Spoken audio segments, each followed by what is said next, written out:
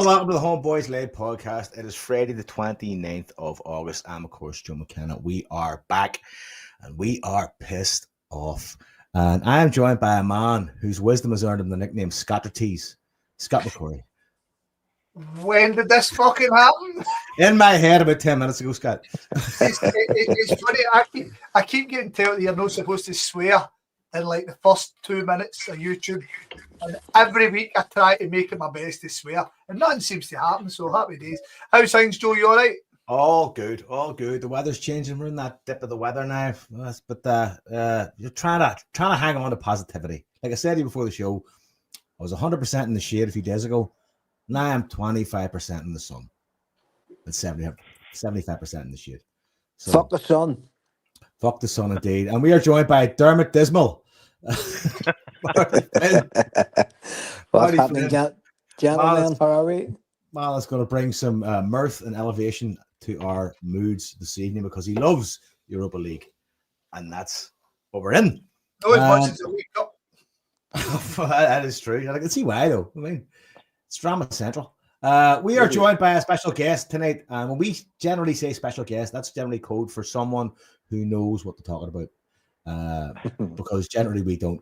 We're joined by Brian McColligan. Scott, do you want to introduce Brian? I suppose because you know him better than me. I should. Well, Brian's been on a couple of times with me. Brian, as you say, Brian kind of has got a clue of football, and he's been very well received each time he jumped on the pod. He was on with me and you recently, Marty. Yeah, he was indeed. Yep. So as you might know, Brian's an ex-pro.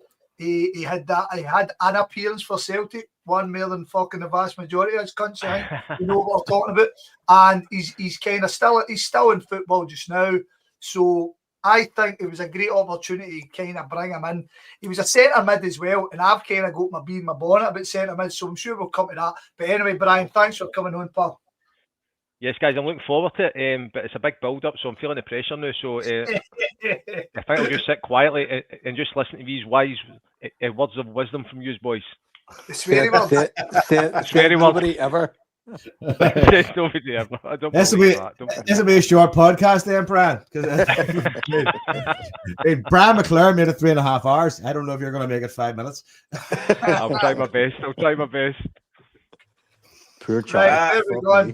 Where we're going? Well, Scott, you're going to lead the lane here because obviously I have no list, and you given here's the thing. Right? Suppose to the outer world we have an internal chat, an intranet, if you want to call it that, and Scott was very vociferous in his I suppose dismay over the past few days. He was vexed. Definitely super vexed. I think we're going that. Like, there was a certain level of scorched earth. I mean, in there, and right, he was ready to go. For some of the listeners, vexed, an adjective, one of a problem or issue, difficult and much debated, annoyed, frustrated, or worried. Just for those who didn't know what fucking vexed mean. What's happened to this podcast, by the way? This is We'll get put out of Champions League and ended up in Dictionary Corner for fuck's sake. No, but this call it what it fucking was. It's the worst result in our history. In our European history, it's our worst result. That team we played. So to put some context from my side, and I'll let you all wire in, right? Of course, I'm frustrated by what's going on off the park. I'm frustrated that our manager seems fit to critique players before he's even seen them. I am frustrated that we're in a very fortunate position in world football that we know come the end of the season we're going to be in Europe. Right? I mean, there's loads of things that go wrong. We've been the Celtic in terms of who wants to come to Scotland, how much money we get for being. I understand that, but there's a massive positive in that we know we've got European football, yet we have never prepared. Never fucking prepared for it. And this year, we knew we'd a qualifier. We knew for last year we'd a qualifier this year. One qualifier. It was a Champions qualifier. And things actually went fucking good for us. We got seeded when we originally weren't seeded. And we got the plum draw. They put out Slovan Bratislava. They've played 8 European games. I know we often say that when we got teams from Norway or Sweden and any of the Scandinavian teams, they're halfway through the league. So, and I kind of get that, right? But this team, 20 games into the season, this was going back to last Wednesday, this was a 7th European game. There is no excuses to not know how this team were going to play. We knew everything about them. And we rocked up the Celtic Park last Wednesday night and put on an insipid, boring, sweary word fucking performance. It was god awful. A bunch of players who thought we're better than them and our talent will show. And it just shows you if somebody's organised and hard working, then it can nullify talent. And that's what they've done to us. Now that happened. I was fucking livid with it. Livid, man. I was that fucking wanker niggering, waving his fucking horns. I near fell off his stone shouting him. But it was the first half went and we expected something to happen. And the second half came and we tried, but we couldn't close them down. And they deserve lots of credit for it. I get that. They deserve. Brian, you're fucking ex-pro. When you come up against a team who generally don't want to move and they're just going to work hard and they're not really caring about the second part of it, they're just caring about stopping you. It's hard. I understand that. I do understand that. But these guys are in this elevated position and they're winners to a man generally. They should have done better. I was angry. I never had it in my head. Even when I watched that, I never had it in my head we were going to win. I started to worry that we were going to be massively underprepared for the Champions League. But honestly, and maybe this is why I get so annoyed, we just played the exact same game against them and they played the exact same game against us. And once again, myself and Liam last year were furious after the Dynamo Zagreb game, whereas everybody else seemed a bit, we've got to kick on and stuff. Zagreb was so under strength and we done nothing and we underperformed. This team, a team that we are better than, were under strength. They were missing their first team goalie. They were missing their superstar striker. And we done nothing. And guys that we've put in this, we've elevated them up, stank the place out, and there was shite bags. Callum McGregor, I couldn't think of so much good things I've said about him. There's a big bit of space, and he wouldn't run into it. A tatty, try and flips from the corner, tries it again, losing it. It was just, Brian, me and you briefly spoke before we come on.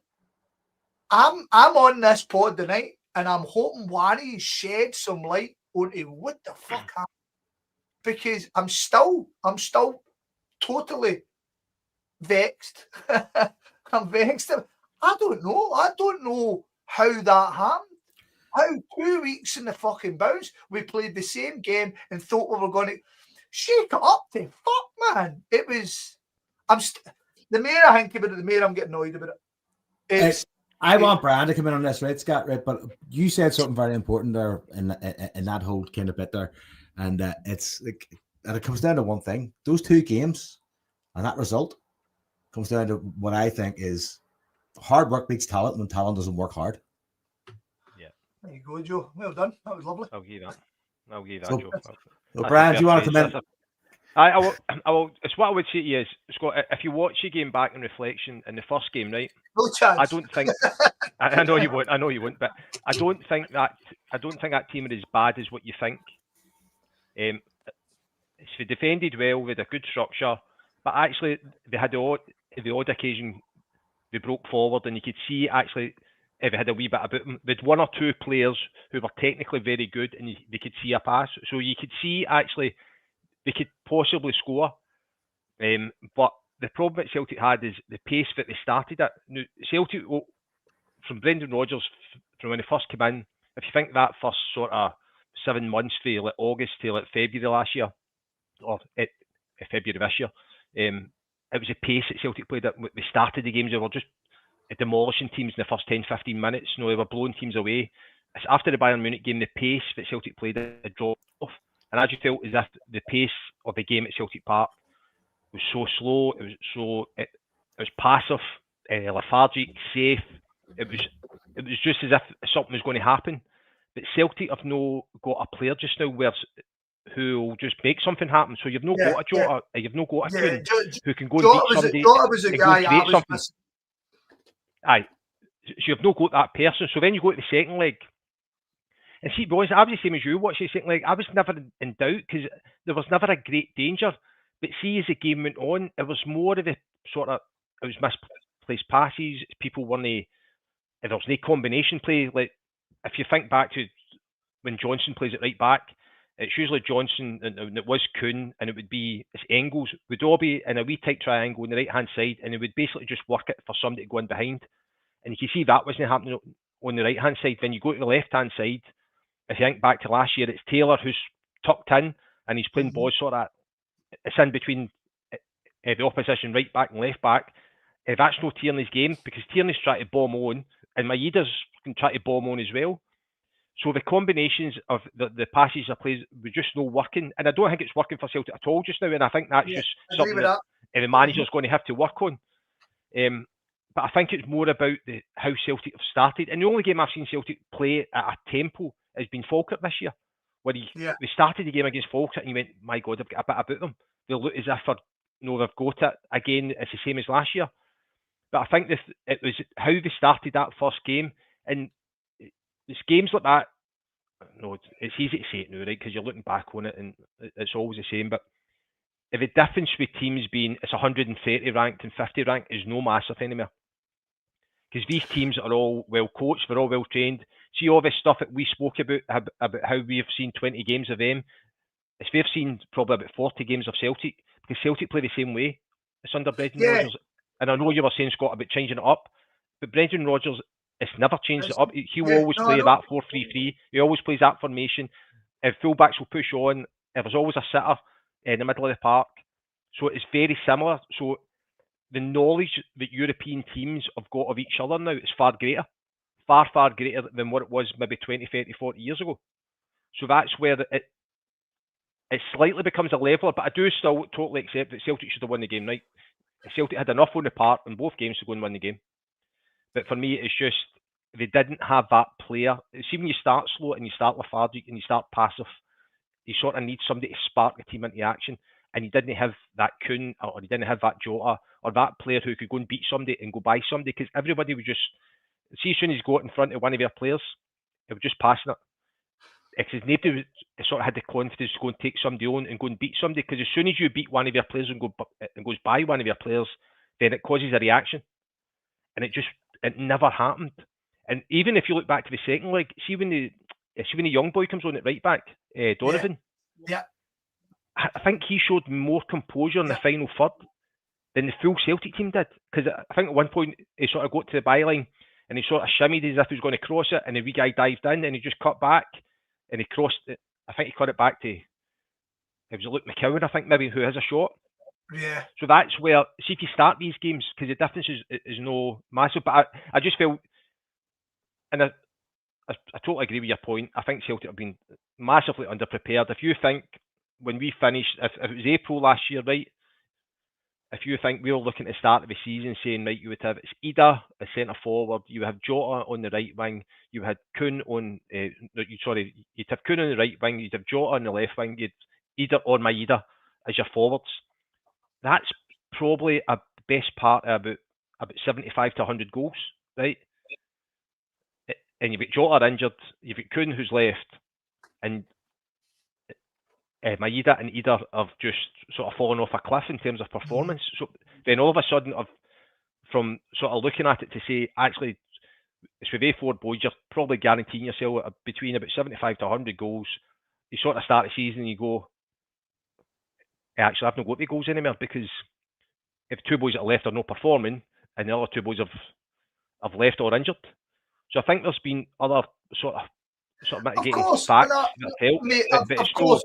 There's a whole mitigating factors in there, but we kind of need to break it apart a wee bit. Marty, you want to kind of come in and give your thoughts before I kind of start analysing what Brian and says to there, because I've got a couple of things that, yeah, I mean, I think Brian summed it up very well there. The other thing is too is that like you don't have to go back that far to see examples of that game. But like look at the cup final; it was exactly the Yeah. same, Fair point. exactly the Yep. same.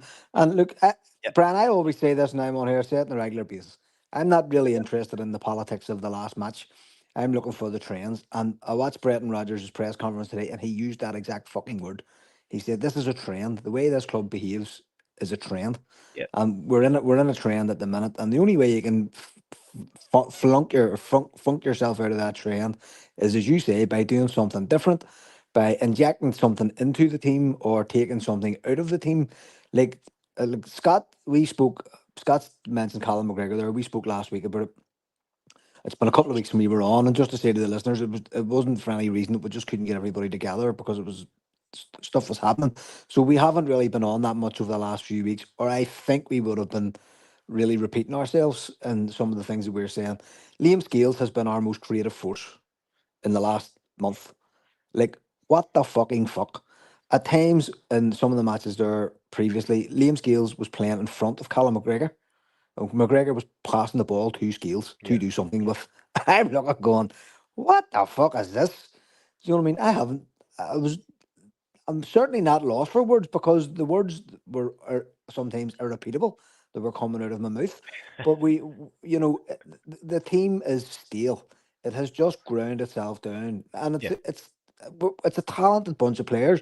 It's capable of producing amazing results now and again. Do you know what I mean? And we saw that in the run-in to the end of the league where we were putting teams away and then going and delivering a cup final that's fucking stunk Hamden out like nobody's business.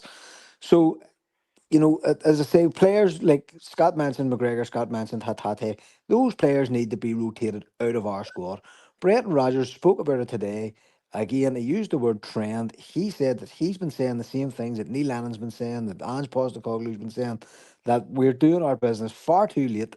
We go and he said it himself, we're not supposed to just go away on holiday and then come back and say, right, where we're going. The club should prepare the whole time. And he says, there's a problem there. We're not doing that. We'll keep having to talk about it. And one of the journalists actually says to him, this time last year, at the St Mirren match, you said this. And it was exactly the same thing. Exactly the same thing. Now, you can blame Brendan Rodgers if you like, and a lot of our fans are. They're throwing this elite manager stuff back in his face. But at the end of the day, he's dealing with an aging squad, or the likes of Cal McGregor and people like that are aging.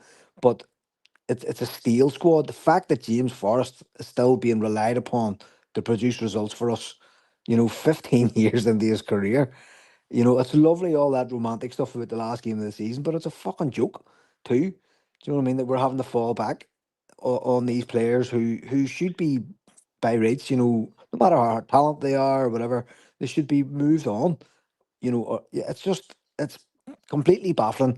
We've sat this last couple of days watching players coming in, and as I said, it's yesterday or the day, whenever it was to the boys, it's just made me more fucking angry watching it happen after we go out of the game. And I'm not even necessarily saying that those guys should have played the other night, but having them in the building, showing other players that there's competition for their position, might well have been the little bit of spark that we needed to fucking do something. It's like that flogging a dead horse stuff. Do something. It's like it's crazy. And we needed goals the other night, and we knew that there was going to be penalties. And I'm not, players like Johnny Kenny made his fucking bones at that level of European football. It's actually how he became famous. And he can't get on the pitch when we need a goal. And you're like, what the fuck is going on here? What is wrong? What are we See, missing? Marty, there's where my critique of Rodgers comes in. Has he gave up in terms of changing things up? Brian spoke about it, right? We're all kind of along the tooth that Brendan Rodgers doesn't change his style. I've mentioned it numerous times on here. I remember Pep Guardiola, famous for one style of football, this pressing, and he came against the Gegenpress, the famous Gegenpress at Klopp's Dortmund, and in the first game, he played it direct. He missed it the midfield altogether. He played it to Robin, and he played it to Ribery for the centre half or the fullbacks, and he played the game in their half. and Dortmund did not, and I think it finished 4-1, and it was a masterclass because he knew who he was up against.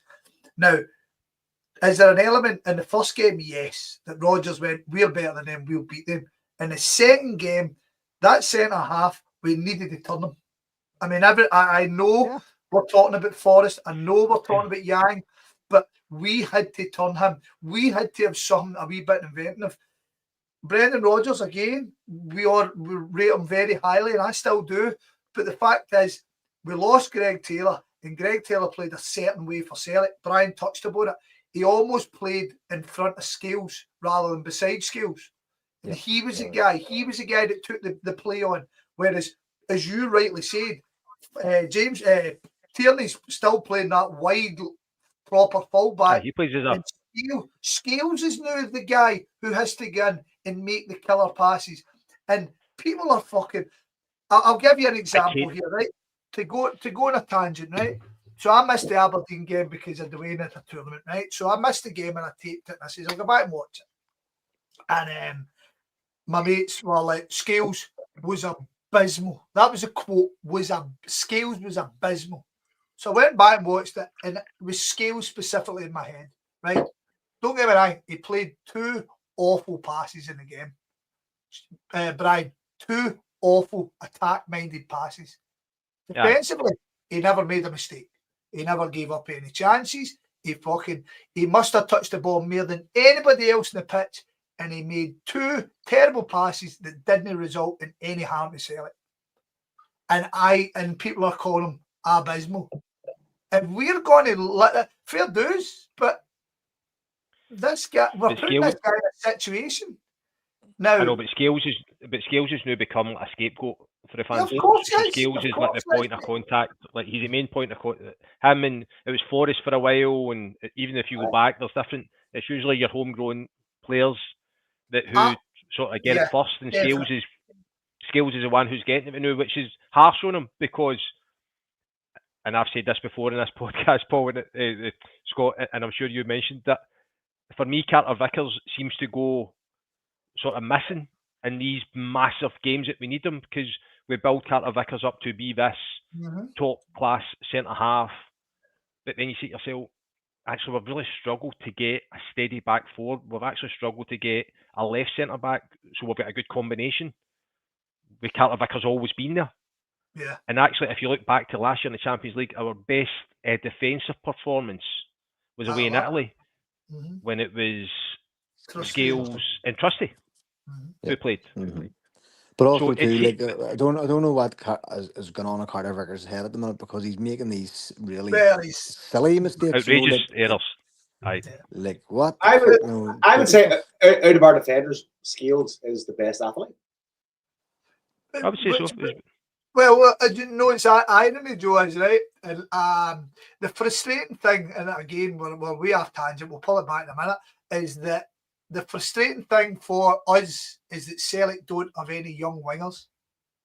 Because, see, right now, drafting a wee talented guy instead of Yang, he'll get the support, he'll get the belief of the crowd. The frustrating thing for us is Murray looks magnificent. And we've spent millions on fucking centre halves. I mean, it really is frustrating me right now. We brought this Man City boy in, because see, right now, imagine we were short of centre halves, I would give Murray half a season. I'm at the point now, I think Donovan deserves a crack. I don't know why we've brought this. 2 of them look so assured. They look good, doesn't it? Club Brugge are fucking playing 3 20-year-olds out of their academy in a fucking playoff, albeit they're already 3-1 up against the Monkadunks. But there's good. But sorry, that was a tangent anyway. But no, Brian, sorry, if you've got a point, John, you go. To go back to what you said a few minutes ago, right, about Rodgers not changing his style, right? It made me think, right? See, whenever we were getting humped fucking 7-1 by PSG, and it was the whole Rodgers can't change his style. And back then we had, like, you know, a decent squad. Dembele was playing for us. Dembele scored the first goal, if I recall. PSG. And we're on the other end of it now. On the other end of Rodgers won't change his style. He just doesn't have the tools. But do you remember? I mean, Rodgers has got it in him. But to my point about Tierney coming in, so if Tierney's coming in and you've not got Greg Taylor anymore, adapt the team to suit. Surely you can do that. Surely you can change. Do you remember when we brought in? I think it was when after we signed Edward and we had Edward and Dembele and we stuck the two of them on in the same game and fucking Celtic looked magic. Absolutely, man. Obviously, Dembele was wanting his ticket and he was wanting to get to fuck soon after. So we never really get back to that. But Rodgers is a clever guy, a very, very clever, football, intelligent guy. And I do appreciate that there is a bit. I think with guys like Klopp, with Rodgers, I think when you get these guys, their message becomes stale after a while. Because I dare say half of the players are all going, I've heard all this. I've fucking heard all it. So they could actually he could actually do with Celtic turning over more players constantly. So the new guy comes in and goes, fuck me, that's brilliant. Listen to that. He knows what he's talking about. Do you know what I mean? So I never thought about that. And I think because I remember Klopp used to talk about it, and Klopp had that season when everything just went right for him. No unlike Man City. And you dare say all the Man City guys went, fuck, we've heard all this. Know what I mean? Fucking run, shoot, pass, know what I mean? But I still think Rodgers isn't really culpable for that game the other night, because see, after the first game, I'd have been sitting down and looking at their players and going, right, how do we fuck him up? How do we stop him? They've lost the wee guy up front. I mean, see this guy here, has he got an attitude? Will he react to this? This going to do him. Whereas I think we walked into it again going, we can't play that bad, we'll win. I went into it like that, but I had more belief in Rodgers. And I have to say, my belief dissipated after that game. But at what point did your pure frustration fucking kick in? Because 10 minutes in, Joe. I was 10 minutes in. I was like, Was it that long? Jesus Christ. Brian says to me, how mental is it that we sat there and went, this Celtic game fucking boring? Brian said that to me, and I was like, you're fucking on the ball, man. It was garbage. I'm working with an English guy now, and he's like, I saw you get put to Europe. I said, did you watch it? He's like, no. And I was like, you lucky bastard. Which channel the fucking watch? I'll wait for a beer.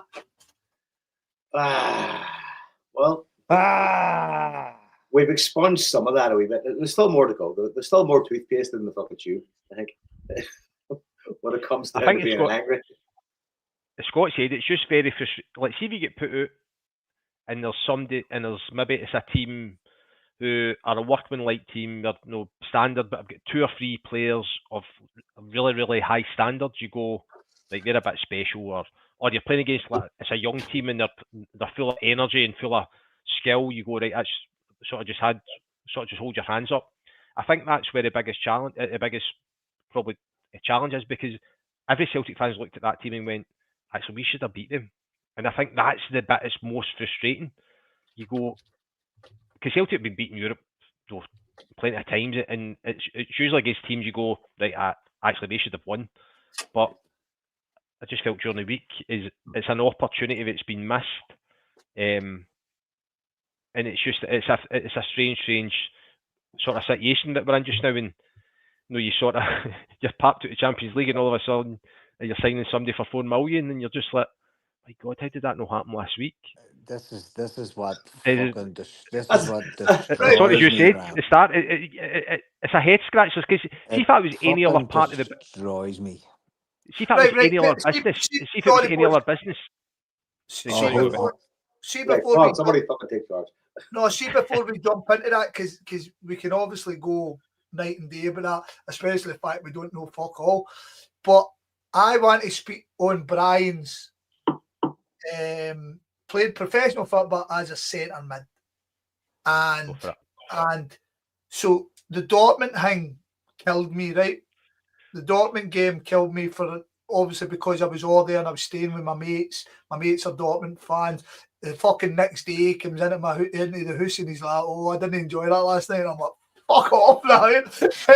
But Dortmund killed me. And I remember sitting there going, see when I coached at a very low amateur level, so I'm not really any. But I remember I trusted the guys on the pitch because all my mates had all played football. All the guys my team had all played football. I trusted the guys on the pitch that see if it wasn't going right, somebody would go, right, now this is what we're doing. And we played against Dortmund and we just kept doing the same thing. And we made mistake after mistake after mistake. And I remember going, it's a guy like Callum McGregor. Has he no got the gumption in the team to go, Brendan, right, I know what you want, but we're going to do this for the next 10 minutes. And then we went to Atalanta and it all kind of picked up and we ended up showing that we could defensively and we could work as a team. But then I watched it the other night and I keep saying, was McGregor just shit? Or is McGregor hamstrung by how we are playing as a team? What do you think? It's just, and also too, Bran, if you could just, here's another fucking spin on it too. Is there a reason? Is the Callum McGregor effect the reason why Arne Engels has failed? I would say there's an element of that. Yeah, I would agree, but I think the problem that we've got, that we've realised in the small games that he played last year, that Arne Engels, when he plays that number 6 role, is similar to McGregor, and that's part of the problem that Rodgers Say that has again, got. Brian, you broke up there. Oh, sorry, mate. So when I was saying, see when Engels plays that number 6 role, so he played it a few games. It wasn't a lot last year. He's not as influential as McGregor. So he doesn't hold that same element of respect. He's not got that same element of confidence to sort of take the ball in tight areas. And when you've got two centre-halves who are not as comfortable on the ball, you sort of need that number 6 to be able to drop probably extra deep and get on the ball and sort of convert it into the middle third. So that's where there's a bigger reliance on McGregor now, and it's becoming more and more to be able to transition the ball from a defence to the middle third, because Carter Vickers, it's just not his game to be able to sort of pick a pass out. It's very rarely that you see Carter Vickers sort of dropping a ball into the centre forward or a wide player. He sort of just wants to get rid of it straight away. He's more of a defensive player, and that's he's always been that. If you think like Starfelt was a guy that always the ball. Aye, good point. If where it worked last year is obviously in the year before it, you had Smarty Riley, who was probably at the peak of his game for Celtic, so he was more of a number 8. He could do it all. When Engels came in at the start of last season, he's more box to box, so he had the energy to get about the park. So what you've got this year is you've got Real Hotati and it's Ingrid, or that's whatever you call them. But the two of them are far too similar. So the two of them basically want to play high up the park, and they want to play the passes that are going to get you a goal. Whereas McGregor's looking for somebody to play a pass to keep the ball and sort of and make sure you've got the ball for a period of time where you can force the other team back. But what's happening recently is if you play to Singrain or Hatati, they're trying to play wee balls in the corner, they're trying to play in behind the fullback. But again, you've not got the wide players to get onto that. So then you're actually giving the ball back far too often. So what you've noticed now is McGregor's dropping deeper and deeper, because he's then trying to give himself more space to say, right, instead of trying to get it to Rio, I'm going to try and get it into the centre forward. And you've seen there in recent weeks when it's McGregor sort of again, it's Adam Ida stick to drop deep so he can sort of pop it into his feet and we can leave space in behind. But the combinations are just not working just now for whatever reason. And there's a whole host of things. You've got the Taylor thing who played different. You've got, because see the signing of the Swedish boy who I can't say his name, and I'm not going to try and say it again because I've said it wrong about 4 times. Anyway, anytime. Whatever you call him. The number 8. See, the end of last season, I don't think. Well, I can't imagine a lot of Celtic supporters would have expected a central midfielder to come in. Right? Sven, he's come in and he's done fantastically well. But then the combinations of play are not right because he's far too similar to Hatati. Because he basically wants to just play off the cuff and he wants to just sort of get in the box and just play balls in the corner. Whereas what McGregor needs he needs somebody like Engels who can go sort of box to box, and he's got the energy to get about the park, and he plays short passes to him, and he can keep the ball. I think in time, I think Engels will become a number 6. He'll be more sort of about controlling games, but just now he's not got the sort of game knowledge or the game understanding of when to take the ball, how to take the ball, sort of when to take it first time, when to play it round the corner, all those sort of things that McGregor's got down to a fine tee just now. But I think McGregor's playing probably too safe just now because he knows the team's under pressure, he knows the team's not playing well, and what he ends up doing is dropping deeper and deeper. And he ends up playing, he's taking the ball off Carter Vickers and Scales when it's 5 yards away. And you're like, that's no use. Actually, you have to be 15 yards further up. Then you receive the ball. Then everybody else is another 15 yards further up. But he's taking the ball off him. It's like, it's 5 yards. It's not a pass. And that's resulting in this fucking horseshoe football watch. I mean, the last time this happened, the last time this happened to us, ironically, was Scott Brown's last few seasons. Was last season where he was coming back and he was taking the ball off of Boyata, and by the time he was taking off of Boyata, he had a fucking plumber up his hole, fucking wanting to kick his teeth in. You know what I mean? And we're all going, get Scott Brown to fuck. But the striker thing, it's interesting you talk about the wingers because the winger definitely hurt us. The striker stuff we haven't got right. Adam Ida. See, I've always, it's interesting what you say about Engels leading on to Adam Ida. I felt both of them we bought with potential, and neither of them really knew their best position as of yet. I think neither one of them are like an out and out, as you say, number 8, number 6, number 10. Whereas Adam Ida, because of the size of him, we all thought he'll just hold the ball up. And I don't think he's ever played football holding the ball up. I don't think he's ever done it. And so what he's doing is, as you rightly say, he's dropping in and he's almost getting a ball off of McGregor and getting it straight back to McGregor. But when we play against Scottish teams and we play against teams like Kyra, their guys are just, get back to him. I'm no fucking moving. Whereas if you play a Leipzig like we did last year, they wee 1-2s rip teams apart because guys are chasing about. And I feel really sorry for the whole Adam Ida thing, and I'm sure we'll come to it when we talk about it. But I don't know. I mean, as Marty says, Johnny Kenny should have been in. But do you not feel the last couple of weeks Brendan Rodgers has almost been a throw shit at the wall and see what sticks in terms of centre forward? I don't think he's got a clue what to do. My question would be like, what's the centre forward going to go on the end of? Because it wasn't a whole lot of fucking centre forward balls. Like, what are they going to feed off? Johnny Kenny scored goals. Like, I mean, with the speed, Shamrock Rovers, that was his kind of gig, right? Fair enough, he did score from a smashing cross from Maida. But, I mean, there's no fucking, like there's not a lot of balls in the box. There's just not. I always look at pre-season for strikers and things like that. If you see a striker who's hot in pre-season, he's usually going to have a good season. Yeah. You know what I mean? And our fucking strikers stunk a place out in pre-season, frankly. You know, it was a portent for things to come. But again, go back to look at the cup final. The same, the cup final, we couldn't find a goal. But the cup final, the cup final, we're kind of growing into old territory here. But obviously, Brian here, he gives a better idea. I was out with Hatate. Hatate kind of does my nutting by how much he loses the ball. And I don't mean that in terms of trying to play the killer pass and lose. I'm talking about just slack. And I understand why Brendan Rodgers, when he first came in, he says, I'll put Turnbull in because he done what Brian says, he doesn't lose the ball. But then you realise that he doesn't do very much else. So Hatate, obviously, Hatate's qualities overtake his frailties, but he loses the ball loads. And then we went into the cup final and we totally missed that kind of player. In the cup final, we missed the guy who was going to play the boys through, get everybody moving, get people turning and stuff. And it changed my opinion of Hatate. But I'm really, really falling straight back into that Hatate mould of, I want Engels in the team, right?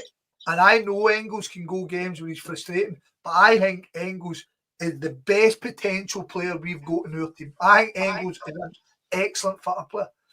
The Bernardo one, there's a big question mark as well. I watched him in the summer I watched him, Brian, in the under 20s or under 21 Euros, and he plays behind the strikers. He's almost a box to box, but he was more an attack-minded midfielder. And then he comes in against Livingston, and we've got him playing fucking defensive midfielder. Number And 6. it's just a weird one, because I think he's got all the attributes, but if he's not grabbing a jersey, there's fuck all the manager can do about it. No, I it's think the you'll same find with- it. Sorry, Brian, go ahead, mate. No, I was just going to say, I think what you'll find with Engels, he's 21, right? I think he's 22. I think it's next month. He's played a massive number of games for a boy of that age. So I think he's still sort of finding his levels. So you're always going to make your money back on that. And Adam Ida, I appreciate the chances are they're going to lose money, but there's a famine of strikers when it comes to it's across Europe. Every team is struggling to get a striker. So they're always going to spend on somebody who is 6 foot plus. He's a big boy. He scored goals previously. He said he's been through a challenging time. But you would fully expect it's Adam Ida, if he does go to Swansea, that he'll go and kick on. He's going to go and score goals, because it's that sort of league. And it's a point that Joe was sort of touching on there. See if you put enough crosses into the box for Adam Ida, I actually think he'll score goals.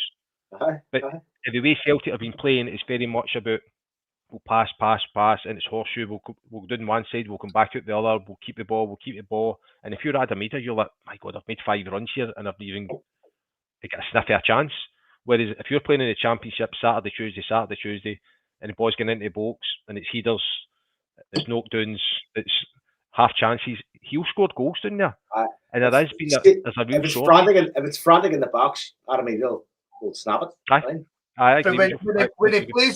when he plays down in England, though, he's not going to be coming up against 11 men or 9 men every week. Do you know what I mean? He'll be box to box. Exactly. It's going to be a much more open game for him.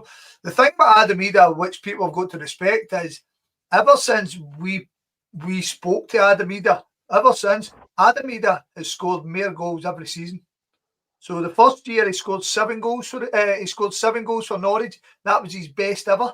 He came up here, he scored 7 goals for us. So he matched his best. The following year he scored 20. He's never scored over fucking 10 goals.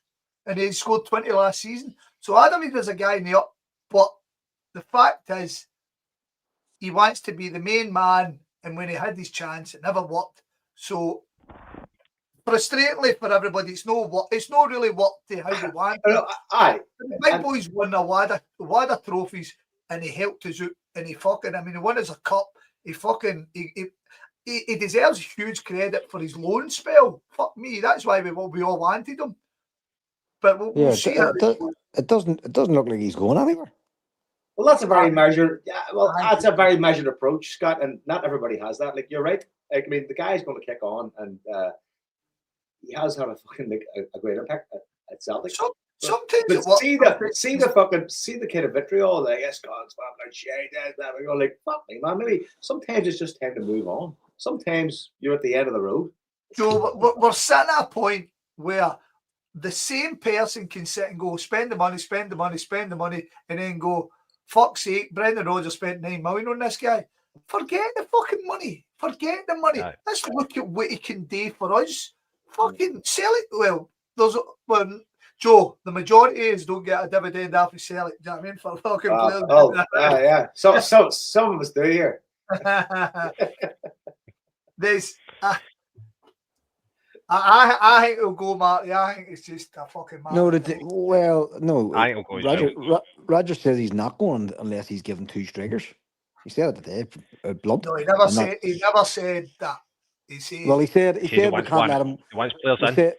We said what he said was he'll not be going until we get somebody in. And then the next question was, do you need 2 strikers before Sunday? And he went, yes. Ideally. No, he didn't. He says yes. It's as simple as that. He's not yes, going. ideally. Yeah, but here's the thing: we're not going to get one in. So Ada isn't going. He's not going to film. I think we'll get some then. Well, if we get 2 in, Ada goes. But if he's not, I mean, I'm saying to you right now, if we get 1 in, Ada goes. I don't think so. But let me ask you this, right? See all these reports of Celtic lowballing people, which is fucking generally is again a trend, I would say. Scott, Marty, and what does that do for relationships when it comes to like doing business with people? When it, like, Here's the thing. and scouting market and transfer market, people just go like, "Oh fuck, here comes the clown show again." Fuck with the Exactly. low ball offer. This is actually our strategy. This is what people don't realize. This is what we do, and we do it every year. And Rogers again today was talking about it. Said this is not working. We need to stop doing it. Like it's a fucking joke. It's actually ridiculous. We're not losing any money by going out and getting these players earlier. We're actually we're actually making it fucking easier to make money because they're settled, they're in the team. I can find a place for them. I can get their fitness up. I can watch them in their fucking natural habitat, and I can make things work. Whereas I have ranted about this till I'm blue in the fucking face. This is a fucking terrible, terrible time to buy players because now they're fucking off for a fortnight on international duty. You don't even see them until September. You don't see them in the fucking team until the middle of September. They don't start actually functioning until the middle of October or the fucking end of October. Then there's another fucking international break in November. It is a fucking joke. We are a joke of a club. We're run by cunts. We're run by fools who are too fucking intelligent to be fucking smart. And they have consistently done this for 15 to 20 fucking years. And I put up a fucking picture today from 2015 that my mate had shared and said things never change. And there was a banner in the Green Brigade section in 2015 saying fucking something like heartless in Malmo, gutless in the boardroom. It's 2025. That was 10 years ago. And the exact same message was going out. It's a failed strategy. See all this fucking nonsense about the player trading model. It's a fucking joke. Celtic are a joke. The only year we actually got all our business done early doors, we sacked the fucking chief executive 6 weeks later. We got rid That's of him. right. Tom McGee. That's right. We got rid of him. We got rid of him for competence and not incompetence. Like it is a fucking joke. And the sooner we all just start calling these cunts out for who they are, they think they're smart and they're not. They're penny shy and they're pound foolish. Like the Go Ahead Eagles thing, they've just been laughing at us all summer. What the fuck? We used to laugh at the Huns for doing it, for low balling and then come back with even lower balls after being told to fuck off. Do you know what I mean? And we are no different. We are no better. We are run by people who need to be, just like some of our players need to be rotated out the fuck of our boardroom because they have no ideas.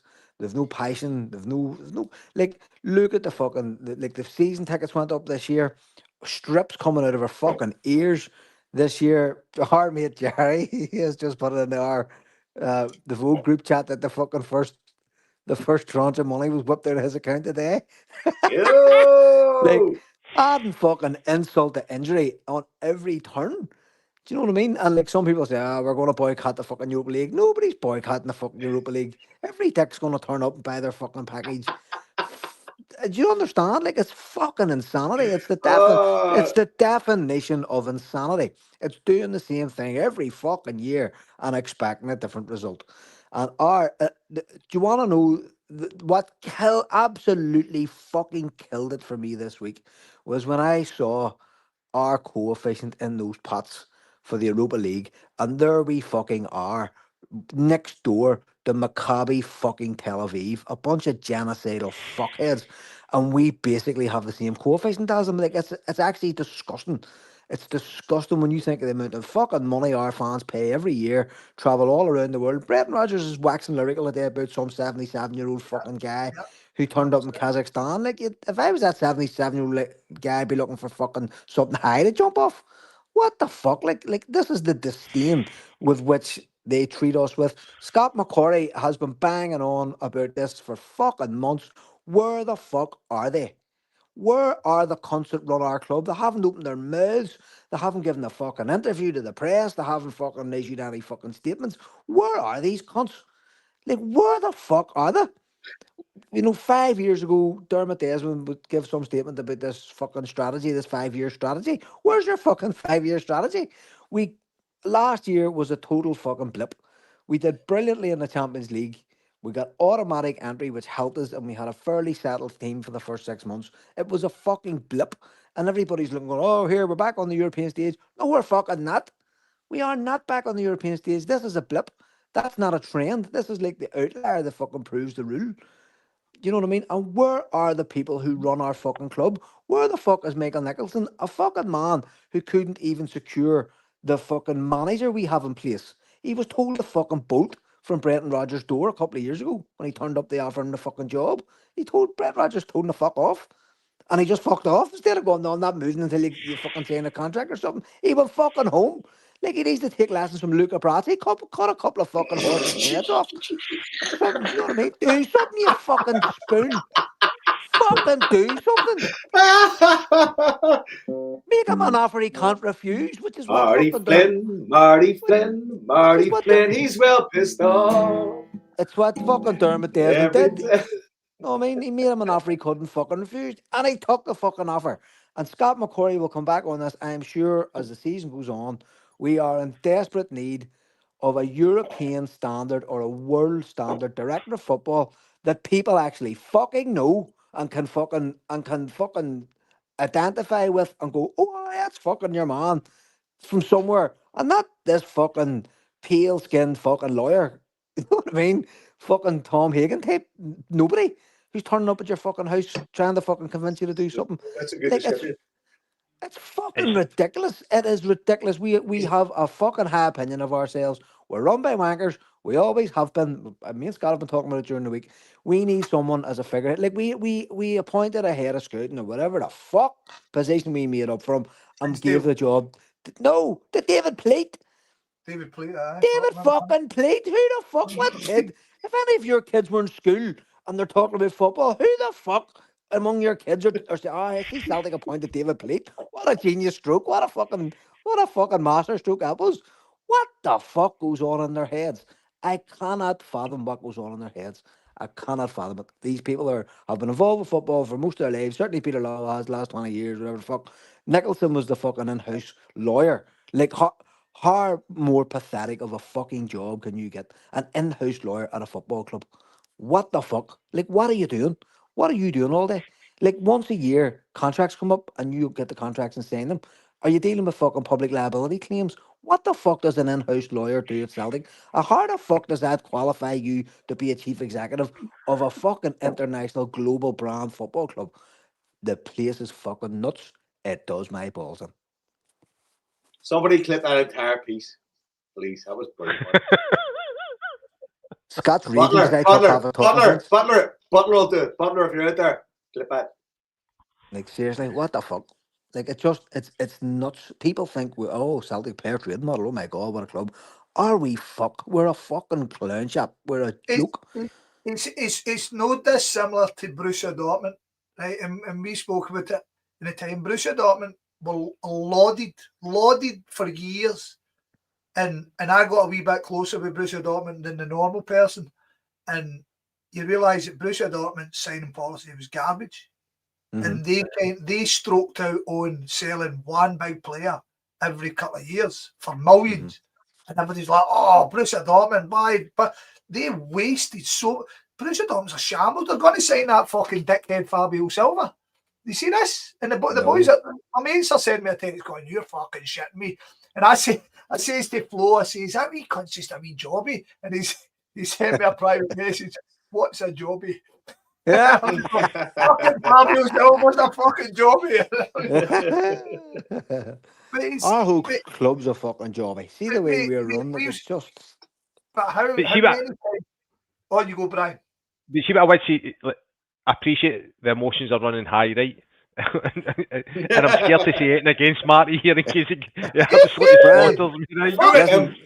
Brian, listen, I'm long past that. I'm just so fucking jaded. You can say whatever you want to me and it would just go over my head. Don't worry about it. But what I would say is Celtic's got a very good selling policy, right? They seem to get good prices for players, right? So it's however they are able to sell players to other clubs, they do it very well. Right? They seem to do, they've got a 40-50% sort of a success ratio when it comes to players between 0 and 3 million. Right? Then beyond 3 million, when you get that sort of maybe even that high, 0 to 2.5, 0 to 2. Then after that, they seem to struggle. So there's a particular, so Because see when you sign Engels and you sign Adamida, and I know we keep going back to the two because they were the two big sort of signings. You're still signing potential, but what you're signing is somebody who's maybe got sort of 50, 60, 70 games at a decent level. And I don't think the club is set up to actually sign players of that calibre. I think the club are more set up to sign players who have played in a league which is a lesser league, but they've shown great potential. But you know that great potential doesn't always mean it's going to be.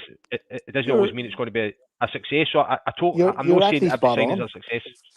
No, I actually agree with you completely. And what we said on this podcast is, we see, if you look at the last, say, from 2012, when the Scottish football fucking collapsed around itself, the amount of millions upon millions that we have fucking absolutely wasted on that type of player. And it's just like, stop doing it. There's no point. We should be giving our academy boys a fucking chance and bringing in really high quality in between, because we have wasted fucking and somebody else worked it out the other day. The amount of I think it's 320 million in Champions League, lost Champions League qualification money through not planning for the summer. And we've said it every single year, January, we've said it January, go, it's a shade window, but we'll get it right in the summertime. Do you know what I mean? And it's just and you mentioned Alameda, and you mentioned Engels again last year with exactly the fucking same thing. We were sweating coming to the end of the transfer window, and we brought in them two plus Trusty, which was the guts of 25 million. And if you had done your fucking homework properly earlier in the summertime, that probably would have been a lot less. Alameda had no buy-in clause on his loan deal. Why the fuck not? Because you probably would have got him for about 2 million. And Norwich just sat on their fucking holes, and the board were saying to Rodgers, he's not coming, that's too expensive. And Rodgers is going, I don't give a fuck what you're paying for him, but I'm not accepting anyone else. I asked you for him in June. So that's nothing to do with me. Right. I expect him to rave. Whilst we're on this, so Brian, whilst also you were an ex-pro, you were actually a scout. You've done scouting for an ex-Premier League team as well. Now I'll put a wee bit of context into it. I done my, talent ID, the coaching course a couple of weeks ago, and I have to say, I fucking loved it. I loved it. I thought it there's a whole load of there's a whole load of other podcasts out there who kind of get into the whole scouting and look down and players and stuff. I would fling a guess at Marty, Joe, and myself. We've never fucking seen anything like that. So, but I knew. So on this course, it kind of showed you about things called Y Scout. I have heard of Y Scout. I had no idea how it worked. A fantastic piece of fucking machinery, I'm going to say. However, I was tasked during this course, I was to do traditional scouting and the benefits and cons of benefits of traditional scouting, which would be eyes on the player, going to see them, stuff like that. Now, I would presume you've done all bits of each one of them, and you've got your favourites and stuff like that. But in terms of scouting a player, right? And I know you never done it for Celtic, but just in general, what's the procedure? Where does it go to? And once, if you see somebody you think's fucking bomb, he'll definitely be a winner for us, and I've spoke to him and he's got the right attitude and stuff like that. What's the procedure from you? So what you usually find is a manager will come and speak to you and say, right, I'm looking for this type of player, right? And he'll probably go as specific to be the position. Then he'll talk about height, he'll talk about the qualities that they're looking for, if it's defensive or offensive. They're talking about speed, whatever it is, they'll go into the detail. And what you'll usually find is the manager will have maybe 3 or 4 players that they've got in mind already. What you'll also find is the club will also have probably 3 or 4 players that they know about. And what you'll find is the club ones, and this is just standard across the board, by the way, it's no Celtic, it'll happen across all club. The club's one will have more sort of marketing benefits or sort of future benefits for whatever reason. Could be because of local, could be because of merchandise, could be sort of such and such. You sort of go down that line. Once you go to watch the individual, and usually what you do, you watch the individual in Y Scout, and you'll watch them a few times on Y-Scout. You'll watch them as much as you possibly can on Y-Scout. But what you usually find is that there's always a scout who'll go and watch the player live, maybe 2 or 3 times. It's usually not just one scout. There'll probably be 1 or 2 who'll go and watch it on separate occasions. And what you're looking to feedback, a lot of the time what you're looking to feedback is the negatives. And I know that sounds really daft, but what you're trying to highlight is, because the positives are always there, you can see the positives, but what you're trying to highlight is the negatives and how the manager can improve that and how that can fit into the team.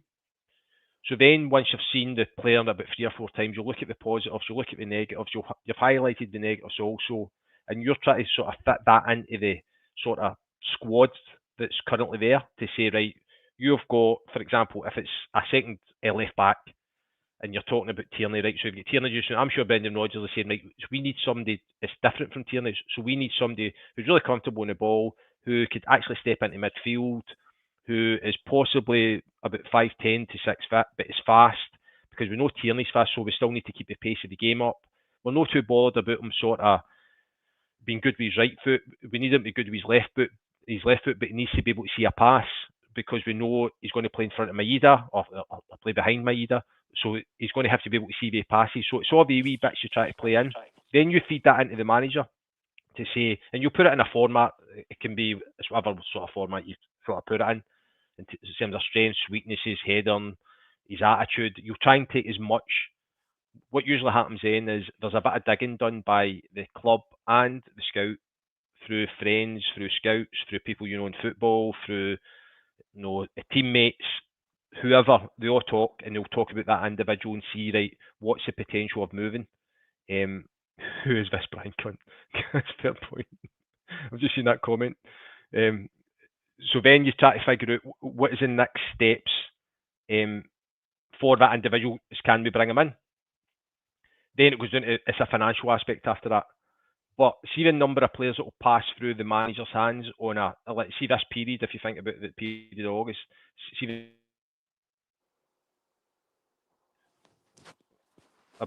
it's about 150, 200 for like Brendan Rodgers, and a lot of that will come from agents, and a lot of that will speak to agents, and goes back to the point that we're speaking about, the type of players that the club are bringing in. See if you're an agent and you've got a player who's maybe 6, 7, 8 million. Are you going to chat the door of Celtic and say, by the way, can you sign this boy? Or see if you're an agent and you've got a player who you know it's maybe 1 or 2 million, you're more likely to go and chat the door at Celtic and say, by the way, we've got somebody available. So that's the sort of process that they sort of go through. And it's a long-winded process. There's loads and loads of work that's done, but you might only get 2 or 3 over the line. And that's what you're seeing just now. But I totally get what you're speaking about in terms of sort of why is it not done so early? Because the club, for me, this is just from me snippets I've heard and sort of speaking to people, the club feel the value for money at the start of the window is not of the same compared to the end of the window. And I get that's exactly, Brandon. That's the correct answer. That's it, exactly. So they feel as if when they sign somebody at the start of the window, you're not getting the value for money yet. You probably have to pay more, because when it gets to this point in the season, what you're seeing, like this morning, if you look at, I think Chelsea are signing Garnacho for 40 million. Then Chelsea are selling somebody to Milan for 45 million, and it's all got a knock-on effect, and it will sort of filters down. And I think Celtic think that they can get better bargains at this point. That's exactly it. I mean, that's 100% correct. And the problem is just as you say there, what people should be doing when that argument's being made is doing what you do with your scouting report and giving them all the negatives first. And go, that may well be true, but here's the fucking problem here. And here's the issue, and this is what you're going to miss out on if another fucking team, you have your star player, which I know for a fact happened this year. That we went 2 teams and went, we want these guys, and they went, great, here's the money, and we went, right, thanks, and then did nothing about it. Rodgers came back and went, where's the fucking players? And Celtic have said to him, no, we're going to wait and see. So what happens then is, 1, other teams come in and buy the players that you want because they want them too, and 2, by the time it gets to this point in the transfer window, other players know other teams know that they can sweat you because you're fucking desperate by this stage, because you haven't got the players that you need. Your team's gone stale. They didn't get a pre-season. Do you know what I mean? It's gonna take them 3 or 4 weeks to get up to fight and weight and whatever else. You know, it's just So, it's Marty, insane. that really does come down to the fact that we don't have any football men on our board of directors. Exactly. And we don't have a that's proper huge. director of I mean, football with a like- football background. Like again, Brian, so you're fortunate enough that you've actually played the football side and knew you were in the scouting side, so you're kind of seeing it on both sides. You know yourself, we've spoken about it numerous times. The bonus of coming into a club and doing a pre-season with all the guys you're going to play with is huge. And Brendan Rodgers is a football man, and he's saying, I need these guys in and out so I can see, like you spoke about, see the negatives that we spoke about. Let's work on these all pre-season. You're not comfortable on the left. Well, let's just keep fucking working on it. Let's keep working on it, and we'll get through it, and we'll work out how it suits you to play. Whereas this boy for Antwerp, we're all, to be honest, we're all talking about flinging them straight in, aren't we? And let's see. Roger said he could play on Sunday. That's what I'm saying. We're flinging them right in. Get the ballot washer in. Get him in. See, however fucking exciting that seems, it's highly irresponsible, isn't it? It's fucking ridiculous. The guy doesn't even know his own teammates. I know, but isn't this guy 2 years ago? Fuck's sake. I know, but there's another wee bit of a fucking like. Let's surprise him. But Come on, let's go. Come on. Tell me you're not feeling a wee bit of goosebump on that one. Is that the Betty All will surprise him? Betty All took a player off, never put one on. That'll fuck him up. No, the Scott Sinclair surprise him type thing. I mean, I seen that mentioned actually the day online. They were talking about Scott Sinclair. He get moved right in, didn't he? Was it game at Tynecastle? In one day. And also let's remember Big Vinegar Pesselink as well. He was in half a day. He got off a plane, got in his boots, played. Joe, where are you reading this favour? You didn't do that. I'm trying to inject some positivity. No, we'll get to positivity. Positivity will come. We need to get through. We need to get down and dirty before we come back out. You see what I will say, Scott? Scott, see what I will say. Brad, go ahead, Brad. We need to climb through. See the point that Marty. See the point that Marty makes, by the way, is a fair point. Because see the two boys that have signed this week, like they'll be here. They'll play Sunday. They'll probably fly out Monday, like to go back to their countries for their if it's international week.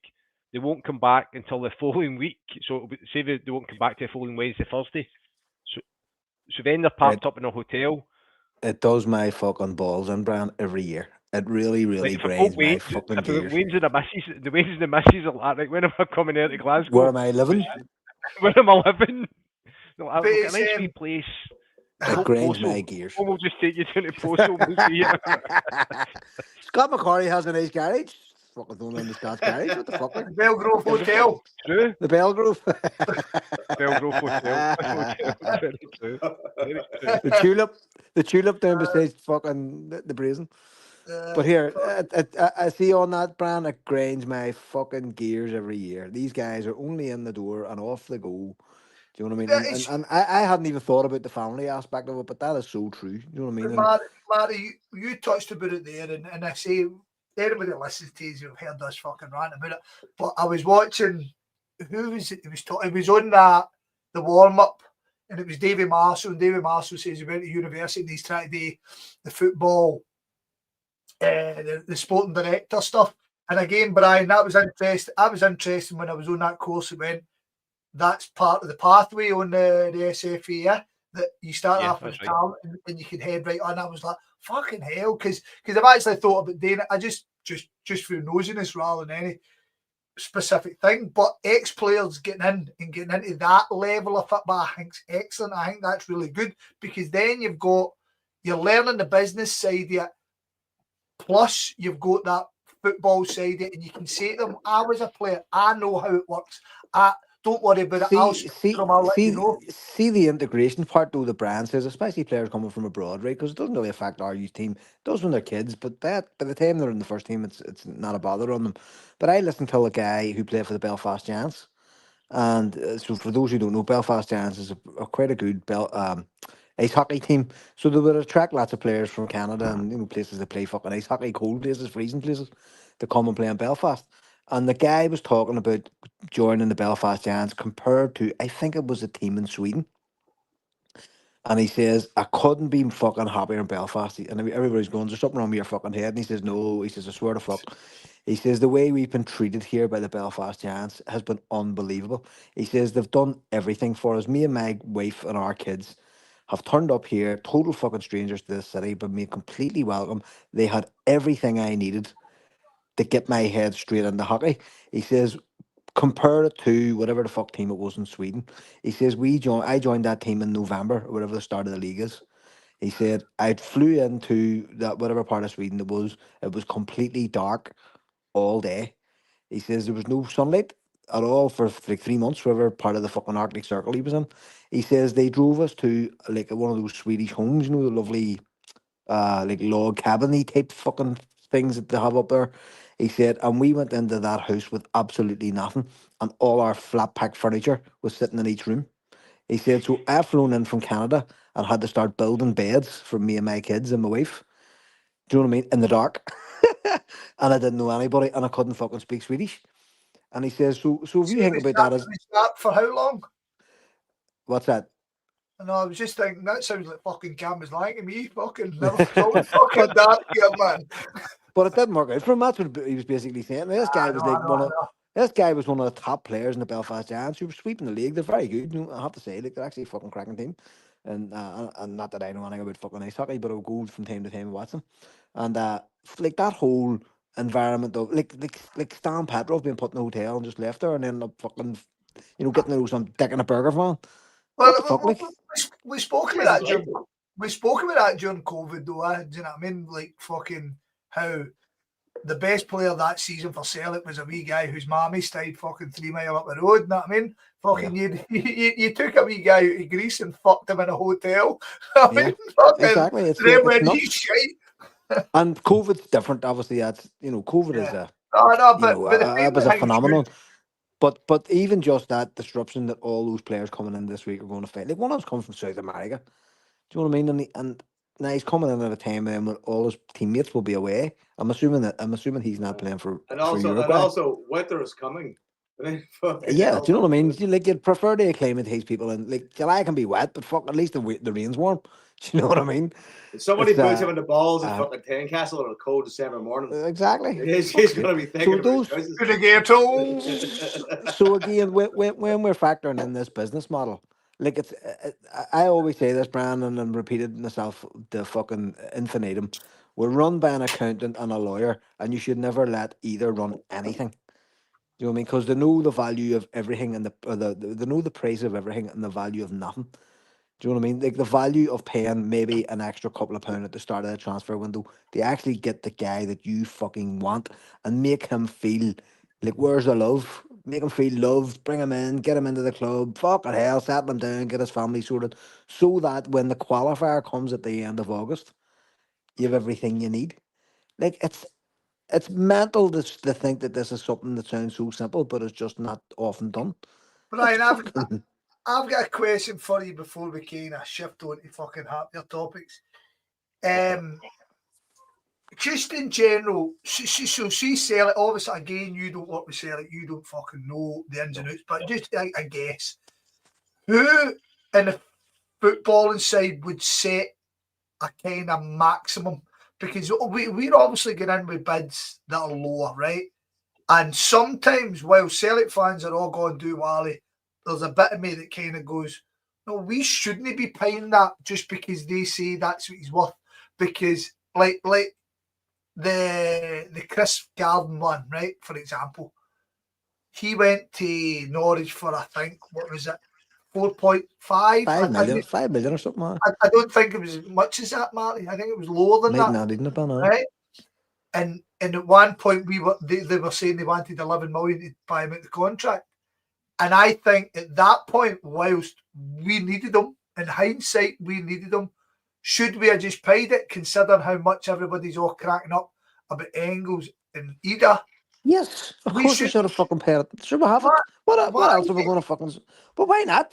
What else are we going to fucking spend the money on? We're sitting on 100 million quid. But see Fucking right now, 10% of the money. Chris He's the Garden man. came out. Chris He's the Garden came man you out, want. but he came off the bench. He came off the bench for Norwich the other week and done all right. And he started against Southampton and he got fucked off at half time. And I watched the show and they were going, this big boy's got a long, long way to go. So I tell you now, imagine we paid 11 million for him and he come on and you went, fuck's sake. But there must be a point, but Marty, there must be a point where the club goes, right, we've got this committee and we sit there and we go, see him, he's a good player, potentially great here, potentially good here, very weak here, very weak here. We shouldn't be paying X amount more. I don't think we should just be flinging money away. No matter. Then that's fine. Then what you say is this level of player is not going to work at this club. Therefore, give me another fucking 10 million and we'll buy the player above him. We'll buy, the higher tier player. But that's what I was asking Brian. I says, see, I don't think it's a 10 million bit. It's a wages bit. It's a package. Yeah, it definitely is, Brian. I agree. They won't break the wage structure. They won't break. So I think because what would usually happen is the agent will probably approach Brendan Rodgers, to be honest, or the scouting, or whoever their contact is at the club, or whoever it is, David Pleat or whoever it is, he'll contact him and say, we've got a player, he's on 15 grand a week, you can buy him out for 4 million if you want him, and he'll do a bit of background check, we'll scout him, why scout, he'll go through that process. Then he'll speak to the CEO and say, right, by the way, it's going to go and make a bid. Celtic will make a bid for 2, and the club will turn around and go, no, we want 6. And that's when they'll go, no, hold on, he's a £2 or £3 million player, he's not a £6 million player. No, he's on 15 grand a week, but the boy's going to get 40 grand a week now. Then it goes into that. It's more about the actual financial package than it is the actual the salary. And that's the point. It's what Roger said at his press conference about 3 weeks ago. I'm not the manager you want if you're just prepared to stay still. That's what he said. If you want to be this club who stays in this strata, I'm not the man for you. So that's hard. Everybody knew then he's not staying next year because that's clearly where Celtic are. They want to stay in this fixed position they're comfortable with, and they think they're never going to go bankrupt doing this shit, and they can afford to bring in 20 players a season and only one of them make it. Do you know what I mean? That's I agree. I agree wholeheartedly with that. Again, we've spoken with this ad nauseum that we're stuck in this where our majority shareholder, who has magically ended up with every bit of power, it's mad that he's getting so much power in Celtic, but he's got this, and we're dictate. Like to go back to your point about you're saying it's no. I agree the wages thing are a stickler, but we're lowballing every club we're going to. Is that to keep the wages down? Or no, is that's that probably just try to fucking get yourself a deal? Because well, I mean, we ended up doing it with who did we do it with last summer? Bernardo. The fact was we were going to pay 6 million for him. We didn't think it was that great a season. I think we go for 3.5, something like that. So you kind of go, well done. That's good. Do you know what I mean? But I don't know. It's just there must be somebody who sits and goes, we don't think he's worth that. Right, he's ready. Hold on, Brian. Sorry to interrupt you. Do you want to hear the latest? Go on. This is from about 20 minutes ago. We've been so... Right, this is from Anthony Joseph, your man from Sky. A frantic Friday. What's that? I know the guy that does the Sky. I think he's in what the fuck he does, but he works on Sky Sports News anyway. A frantic Friday for Celtic transfer news. Aida's 7 million deal agreed to Swansea. He heads down, completes his medical, and finalises terms while Celtic make progress on the Dahlberg talks. As of 9 p.m. today, Celtic still have no agreement on Dahlberg, and Aida has been told to return to Glasgow.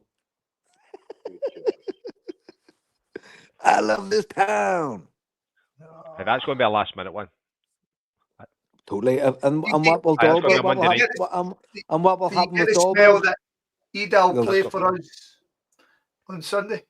I do. And what they'll do is that other team will sweat us for extra money. Celtic won't pay it. and we'll be still looking for a fucking striker in January. I think Dobber's a great one as well. I've got to say, he's really fucking picked his career up, man. I know. I think he's 28, is he no?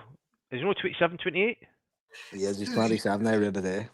It's very out with the model that Celtic's Yeah. got, so it makes you. And is it no 7 million they're looking for him? Is it 7 or 8 million? Yep, 7 million. So Right, the money you're bringing in. Well, For here's the money you're bringing in for Ida. Can I make one point here, right? Because like we've gone That around was the houses fucking there good. about like the finances and this person talks to this person and that's the strategy. On some level, like I mean, we have to consider the fact that like going as a Celtic fan, as a Celtic supporter, say a season ticket holder, or a person that buys, merchandise, feeds into the club financially, there's a lot of comes a point where you have to say to yourself, well, I want you to use the money that we give you to give us something of value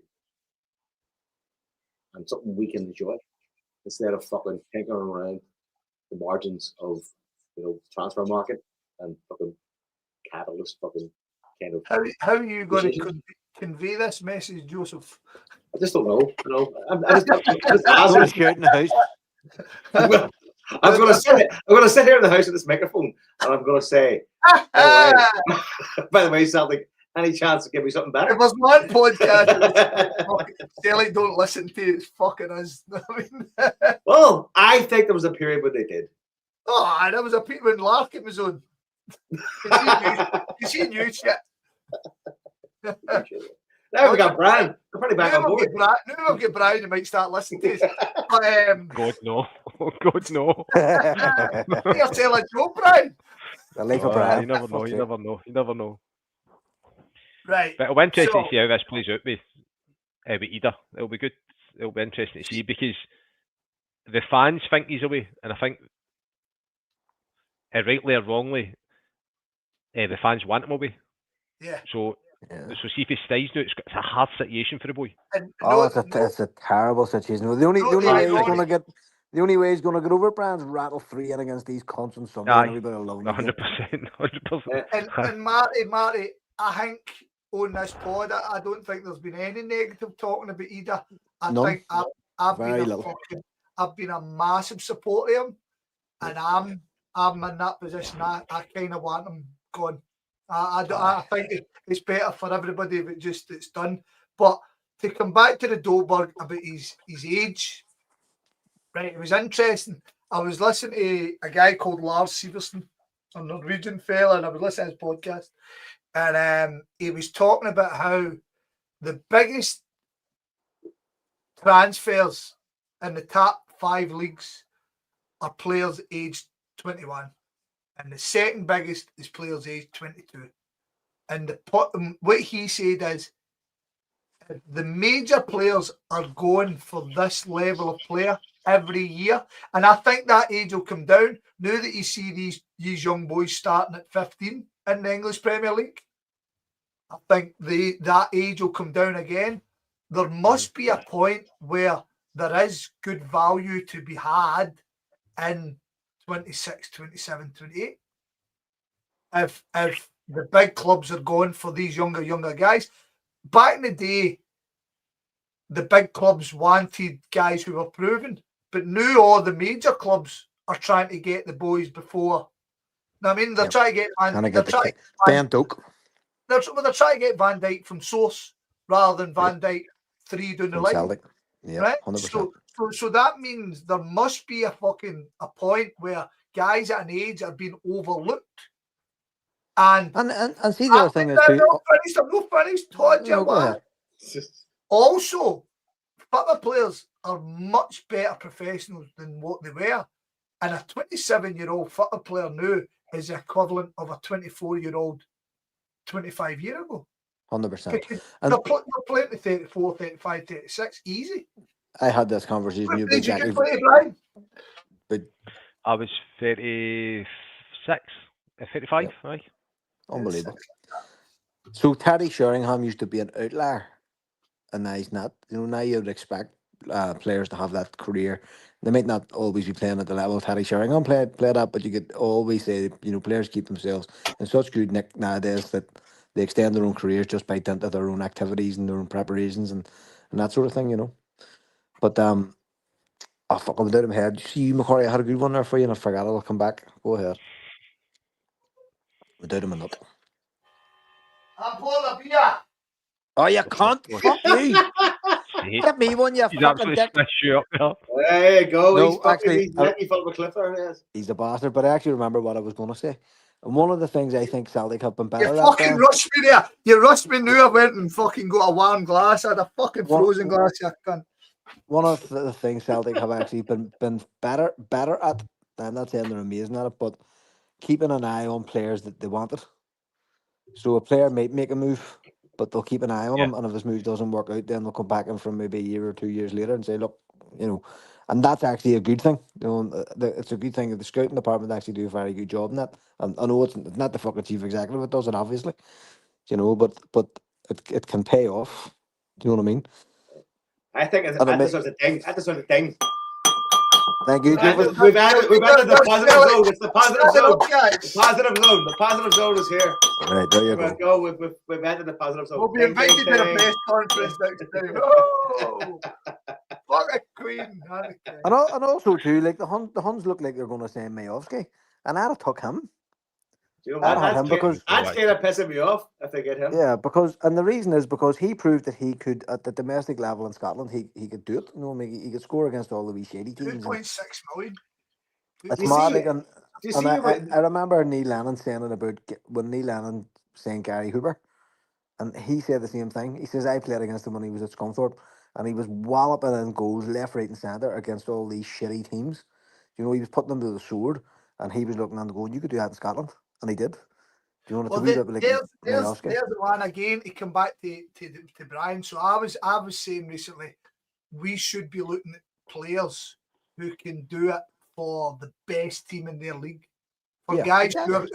who are going to be who if you're signing a striker, go and sign a striker who's up against a packed defence every fucking week, rather than go, like. Do you remember we went and signed Bangura, right?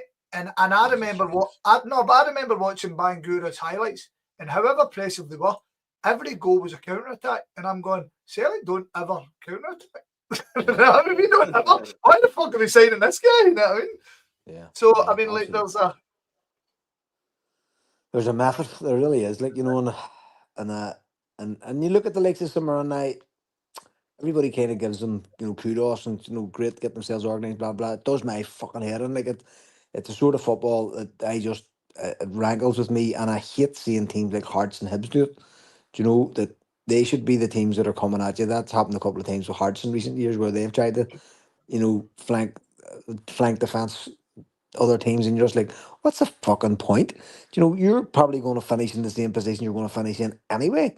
Like, why don't you just play football? Like, it's not. You know, you might end up having a showcase player who gets you 10 million, but you're just packing everybody just looks like they're playing centre back almost. It's fucking mad. Like, you know what I mean? It's a mental way of thinking about football. And it might get you the odd point here and there, but at the end of the day, you know, making your fans turn up to watch that sort of thing, turgid football is just baffling. You know, you're like, what are you doing that for? Fucking ways up. So, Joe, what we want to? We're 10 ways. No, what we talk about now? Are So we on to positive- Andy O'Brien yet? I think, I want to ask, have we expunged the entire fucking rage and frustration? Well, here's the question I was going to ask, was sort of touched on it earlier on. Are we going to be faced with empty stands for these Europa League games? Because frankly, I doubt it. I think our fans are going to go. Listen, see if 60,000 people boycotted, there'd probably be 60,000 other people who are pissed. See, The club is going, we know this, you know this, so either front up or fuck up. well, here's the point, right? Here's the point. Years ago, Hearts, so tickets were generally floating about £18 up to £22 for whatever games. The Huns game was obviously dearer.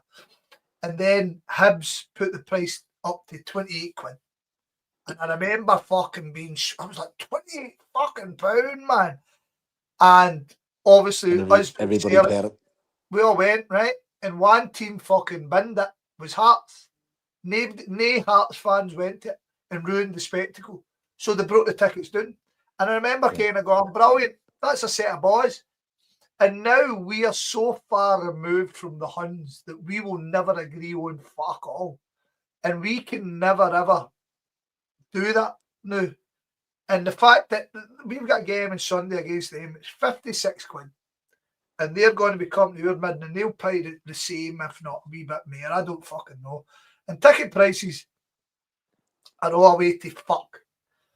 But see, Celtic have gone at the new. I would love to say we're no gone.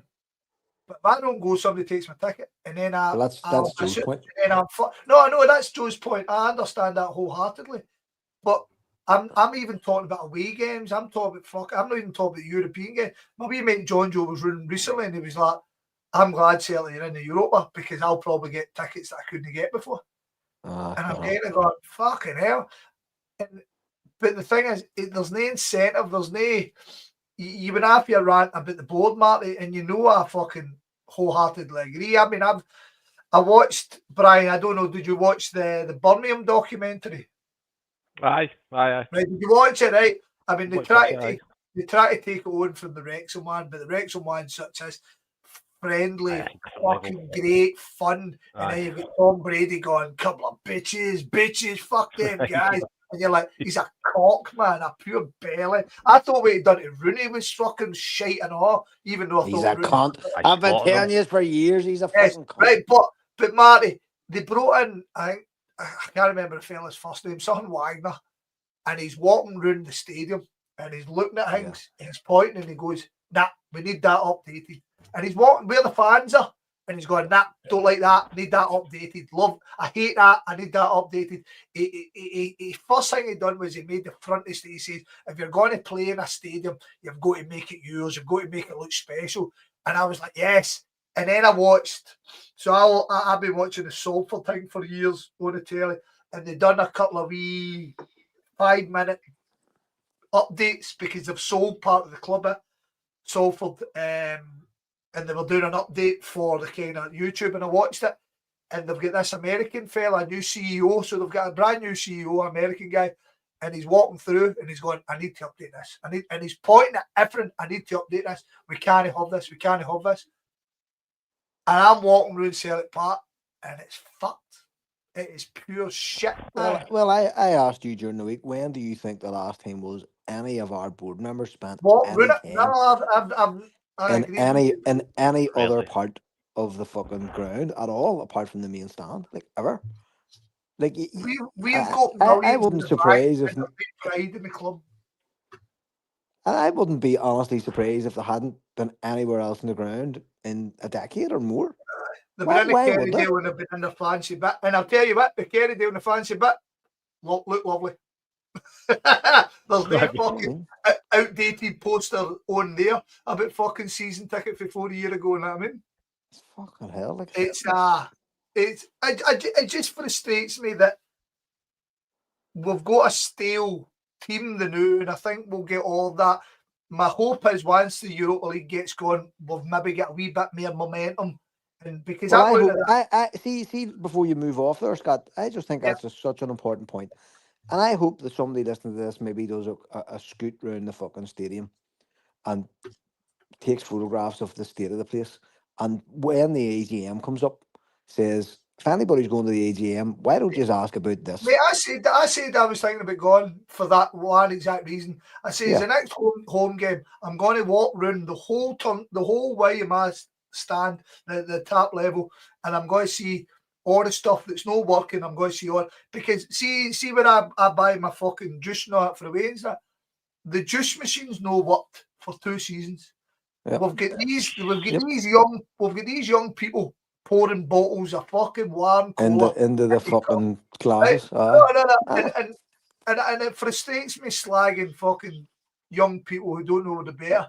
I sat and watched this young lassie pour a bottle of cola straight into a cup, and I waited 5 minutes for the bubbles to fucking go down. Yep. Each time she poured it in, and I'm like, just give me the bottle. I mean, fuck's sake. But it's nuts. And we're sitting on 100 million quid. Like this is, we're moaning about fucking about And I always say that. You Scott, I've said it to Jason too. Our fans deserve the absolute fucking best. We deserve the best of everything. Like there's no fan base like us. We go everywhere. The 77-year-old man going to Kazakhstan, like they should have paid his for Urfa. What the fuck?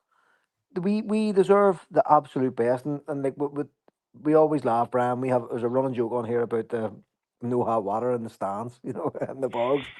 It's a fucking it comes up every week. You know what I mean? But and it's like we deserve. If you're not going to fucking spend the money on Aye. football players, at least give us a decent experience when we fucking go into the stadium. Do you know? It boils my piss. And I think honest to that's God. and I think that's the thing. See, when you see clubs like down south, and you see the sort of facilities that they've got in terms Exactly, of Brian. the match day Exactly. experience, then you Yep. think of the Celtic fan base, and you go, "My God, Celtic can make an absolute fortune." As I went down to, it was Like Tottenham, Man United. those football teams would swap their stadiums for our fan base. Where did you go, without Brad? a doubt. That way. What you said, Brad? I went down to Tottenham, Man United about 2 years ago. To the new Tottenham Stadium, brilliant. All right, fuck. No, I've been on it too. I was in it for the New York Jets a couple of years ago as well, and it's like, you know, and I'm not really into stadium porn. Like Scott loves all the stadiums, and he would know them all, you know, all their best bits and stuff. I haven't got a fucking clue, but I just know when I feel comfortable. Do you know what I mean? I know when you're being looked after. And I was in the upper tier of the Tottenham Hotspur Stadium, and the bars were And like somewhere for bars, the and Waynes to sort of hang about, and it was safe, and unbelievable. it was all. You TVs make a everywhere. fortune. The club would, it would multiply their sort of revenue, but for whatever reason, it's sort of used to touching on. The stadium's been left sort of stagnant for It's the best part it's of like 20 a, years, and it's Do you know what I think's very yeah. poor at Celtic Park, right? Crowd flow. In this day and age of football, crowd flow, right? And Joe, I remember, and it's getting and see when it's we went getting to worse. we went to Leipzig. It was me, Jason, fucking Lehman Harper, right? Like, obviously Leipzig's a brand new kind of almost like a brand new stadium, right? But you go out there, the crowd flow organization is phenomenal, right? There's no fucking battling action. That's storm ahead for fucking ages. You can get loads of access. Everybody's out of the stadium pretty quickly. You're into the stadium pretty quickly. It's all grand. I mean, there's no massive fucking queues. There's a bit of a queue, but there's no these big, massive, long queues. The crowd flow at Celtic Park is fucking shit. Yeah. But that. But here, and to see, but hold on, we're not on a tangent because I'm about to bring it back. The amount of money that we're going to waste this year on corporation tax alone could probably do the, you know, upgrades all across the state. Marty, do you have any clue how much we're going to be spending on it? Is that about millions? On corporation tax, I think it was 9 million last year, something like that. So we'll pay for that. Really? Really? Yeah. Fuck. And that country having money in the bank, yeah? Yeah, so what we That's used to funny, do, which whenever Brian Quinn was there, he was quite an intelligent man for all his faults. He took out that long-term loan, Yeah. which was a fucking smart move. So it was basically, and Celtic fans used to go mad about it. Wow, he fucking, they didn't understand why he was doing it. And what he said was that puts a liability against our assets that we can then draw on. So we can say we're permanently in debt, which allows us to avoid corporation tax. Now, you can argue the toss about whether we should be paying corporation tax, and some socialist organisations would obviously say, we should. But the fucking point is if you're a tax efficient person, you say, well, actually, that's something we could be doing without paying because we pay enough on income tax and all the other fucking taxes, value added tax, to cover our bases on that. So They have to shoulder all the corporation, huh? Exactly. So what you want to say is, right, well, you want to keep everything as low as possible. Like your profit should be, you shouldn't, like last year we had to do a special announcement to the fucking stock exchange because we made too much money. Like, what? What are you doing? What the fucking fuck? Why do you want all this money? What? Like Scott posed the question to us, Brian, about 6 weeks ago. Why have we got this money? What the fuck are our plans? Didn't you, Scott? Remember you were saying to us, I can't actually logically think why we need this money. What are we going to do with it? To which we all just burst out laughing. Do you know, man? Fuck off. They're stupid. It's fucking stupidity. It's actually daft to do this. It's like you should be if you're sitting on that amount of money and you're having to do special stock exchange announcements, then you should have a cyclical maintenance program in your stadium to suck about 30 million of that off you, which you can then legitimately set against your tax and say, sorry, no, that's not profit anymore. Our stadium is 30 years old. It needs to be upgraded. So we've set this money aside. And then that reduces your tax liability. Like, it's fucking nuts. It's nuts. It's mental. And if I'm guessing, they're probably thinking the interest rates went up a bit there. Well, hang on to all this and we'll make a few quid on the interest. Do you know what I mean? Which is robbing fucking Peter to pay Paul. It's fucking nuts. I cannot get my head around it whatsoever. Fucking nuts. And as I say, could have paid for it, Adamita. Well, Adamida's already paid for himself, so cunts want to fuck up. Wow. I've done enough ranting for tonight. I'm away to get another beer. Use rant away Good yourself. man. Right. So, do we stay in the negatives and then kind of push the positives down the line? Right. In fact, we'll stay in the negatives. The Scottish Euro results this week. Fuck. Right. Hibs did a super Hibs. See, the Hibs one's a fucking heartbreaker, isn't it? Brutal. How many late goals are they going to lose in Europe, man? Jeez. As long as they keep losing them against us, then I don't give a fuck. No, but it's a shame. It's a fucking shame. But see, what's the name of the boy? Ian, the forward. A couple of years ago, he looked like a great player. And every time they brought him on in Europe, he's been a fucking man down. He doesn't know. He loses it. He tries things and he's not good enough, and he loses the ball really easy. See last night, go to the fucking corner. Fucking be wise. Take the fucking win. You know what I mean? Fannies. Aberdeen, I think, get fucked off by that penalty decision. That's wild. A bad decision. It was wild, actually. It was a poor wild. decision. I don't think Aberdeen were going to win that game personally. I think Steaua Bucharest actually looked pretty handy, but they got themselves in a great position. I think the referee fucked them. Huns, hilarious. And then us, well, we're a disgrace. Did Chris Boyd actually walk out of the fucking... I did see a video online for like for 6-0 and he wasn't there anymore. No, he waddled it. No, they put a cardboard cutout. They put a cardboard cutout of him instead. Do you know what? But it's staying the hunt for it, does it? No, I mean, we all kind of sit and have a laugh and stuff, but I kind of hope. So Aberdeen's group, well, that's what leads right on to the draws. Aberdeen's group looks cunty hard. The Huns group looks pretty damn good, and I thought our group was pretty fucking hard as well, to be honest. What was your thoughts on that? Denny's? I mean, it's not easy. But Thanks, Joe. Brand, go ahead, Brand. No, I'm the same as usual. I sort of looked at it and there's no a game that jumps out and you go, right, there's a guaranteed 3 points. And if you go into those games and you're not confident and you're not flying, you struggle. Even Roma at home, so I know Roma's not the team that they were sort of 3 years ago when they won the conference.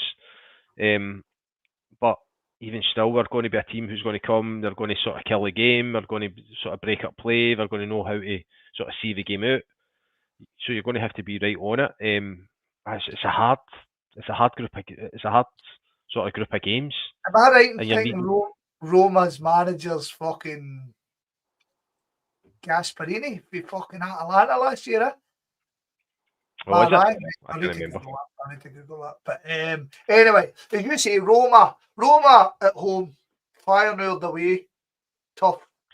Braga at home, I'm glad, but Braga's been a really well run club for years. Red Star, Celtic should be looking to beat Red Star. Don't care what anybody says. Sturm Graz at home, we should be looking to win. Midtjylland away, I still expect to win. Utrecht's a tough one. Bologna's. What's the pints you're drinking now?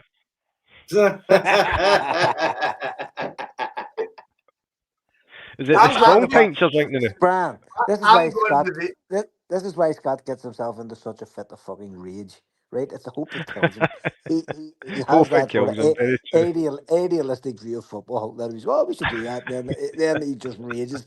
He goes missing for about 3 days. He goes missing from the Homeboys for about 2 weeks. We can't get him on the fucking Homeboys because he'd be so fucking raging. Here's what happens, Brian. Right, his ambitions for Celtic get mixed up with Celtic's capabilities of being Celtic, and then everything goes to fuck. And we can't get a fucking Scrap. podcast because we can't find him. Scrap the Scottish football. Let's speak about Sunday. There's only one game to speak about. It's not about during the week. It's about Yes! There's only one game to speak about. There's only one I don't game like to speak talking about. about it. See, I'm this is just saying- Oh, no. Hey, well, no, the thing is, like, It. they cunts are just talking about that there. But I'm the biggest shite bag on this fucking podcast. Man. correct. 100%. Correct. Fucking Captain Shapeback. I mean, I've got a feeling that both teams are going to come out Sunday and both of them are going to get beat. How the fuck's that happen? Tell you what, I would say it must be very rare that both teams are going into this game sort of knowing good form and the fans are raging. Because usually there's always one set of fans that are raging. It's been Rangers. It's been Rangers for the past. It's, whatever it is. it's the derby of who's most angry afterwards. I know. I think it is, but The bottom line is. my only thing is with Brian, Rangers, go ahead. because you're at home, you'd imagine Rangers are going to have to try and have a go at Celtic, Yeah. and that'll suit Celtic. Because what Celtic struggled with in the last 2 European games was that team just sat in, and that's where Celtic are struggling just now. But Rangers will have to come out. If they don't put their balls in the line on Sunday, But what way are you even inclined to think they won't come out? I mean, this guy is basically sticking 2 fingers up at every Rangers fan and player and every fucking knowledgeable person about by going, no, I'm doing it my way. he's dancing on a banana skin diving board. But somebody says to me, I think it was Marty, I think you went, fucking Barry Ferguson will be in the job for Sunday after they get pumped the other night. And I was like, fucking hope no, that wee fucking prick keeps beating us, you know what I mean? The irony I see right now in form in terms of players, you could make an argument that they're more in form than us, players wise. But we What? right. Drinks have you had? God, is that keg Joe, silence.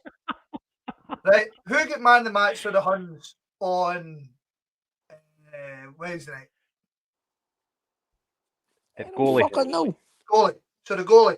And by all accounts, without the goalie, that game could have been 10, 12, 13, right? So their goalie, well, he's conceding all the goals. He's still. If it's got the goalie, those 6 goals. Those 6 goals. So see, defence-wise, we've just sat and slaughtered our whole defence. Haven't we? Oh, apart from Liam Scales. Right, apart from Liam Scales, who Hoffer fans all hate anyway. Right? So we're all We've slaughtering. not slagged our defence about defending. We've slagged our defence about how they pass out. I think you're cutting the cake in 17 unequal pieces. Midfield. Hold on. We've just sat and moaned that our whole midfield isn't performing. But they're the same, Scott. Right. Wingers wise, no, I get it. I've not put any of them in front of us. All I'm saying is ours aren't fucking spectacular better. Wingers, would you rather have the Huns wingers or ours? Ours. Oh, really? Do you know what? That's not a bad question. I've absolutely no idea who the Huns wingers are. The Gas Man and Ant-Man and fucking Batman and fucking Dogman. Gas Man, Assman. Listen, here's a question for you. And Brian, your professional eye would probably be beneficial here. But Kasper Schmeichel to me looks about 2 stone overweight. Is that just me or has anybody else noticed? How dare you? How dare you? I think he's fucking lost this season. Does he fuck? He looks like he looks like he's carrying timber to me. What? So he is. Big tubby. Would you rather have fucking Maeda? Of course you would. Dessers or fucking Yamada? I don't know. I'm being a wank. I know. I appreciate that. Do you know what though? I think here's the thing. I think Big Shin. He looked like he knew how to run into space. a fair But chance. here's the thing, right? You can run into space, so can a fucking dog, you maniac. Fuck's sake, what's happening here? Okay. Celtic haven't listen, we haven't conceded a goal domestically yet, and we've scored what five goals of 3-2-1, 6 goals. So there's 1-0, 2-0, and 3-0. and 3-0. So we've got goals in the What's the team. logic, Marty? Well, the logic is the Huns haven't. Shut it They've been, down. so Brian's right. They're going to be under so much pressure on Sunday. They're going to be giving it the big no surrender, get into them. So if you've weather that storm that you know it's going to be coming in the first 10 minutes, you're imagining that Rangers are going to run out of ideas very quickly because they don't have any sort of players that can turn a game or whatever. That's their own complaint. I'm listening to the Heart and Hand podcast today about the state of them and the likes of the players who are getting dropped and the players who he's trying to bring in. Raskin apparently has been told he needs to find the club before Sunday. I'll be glad to see the back of him. I think he's a good player and I hope he doesn't play. Do you know what I mean? So if he's gone from the squad, that's a fucking midfield win for us. Without, I don't think a shadow of a doubt, he's one of their definitely top performers, even though he's a gremlin. Do you know what I mean? So it's and see the other thing too, like we criticise, we're starting to criticise Callum McGregor for his performances. But you cannot criticise Callum McGregor for his leadership. You look at Tavernier, like, see if I had him as our captain, I would want them fucking hounded out of town. Like he's a loser. He's always happy when he's getting a penalty. He does fuck all else. He ponies about the pitch, posing at a time when they really need somebody to dig in and push them. Push their players forward. So, like when it comes to the crunch, if I was having him up, who would you pick? Who would you rather have as your team leader? You'd be taking Callum McGregor every fucking day of the week. And the more I watch Tavernier, the more I understand why the Huns hate him. Because that's what he does. He's happy enough as long as he gets his penalty.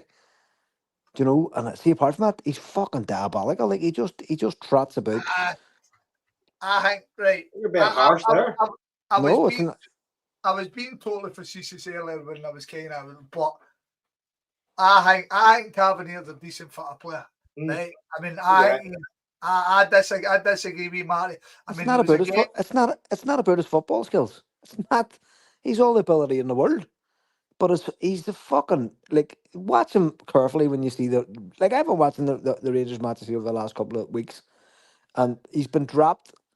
They've actually just dropped him, and I actually think you were saying about Russell Martin sort of giving the two fingers to everybody, but I actually don't think that's true. I think he's been listening to their fans too much because they wanted him dropped, and Tavernier actually is one of their better players. It's the mental aspect. It's the captain bit. I'm looking at him going, you're their fucking captain. And you're happy enough strolling up on 90 minutes and taking the last minute penalty. You did fuck all the whole match. You didn't drive anybody on. You didn't set any standards. You didn't bring other players up to your level. You just trotted about like a show pony. Oh, good. I hope he plays. Fuck him. Right. So here's what I'm thinking. This game in my mind, this game in my mind, right, is so they fucked you in it. Is swinging from either being a massively brilliantly close ding dong of a match or being the most boring fucking 0-0 game. I'm the same, Joe. I'm with you. I'm with you on that. I mean, honestly, guys, I've no clue how this game's going to go. Not a fucking clue, because we're going to play. Here's the thing, Scott.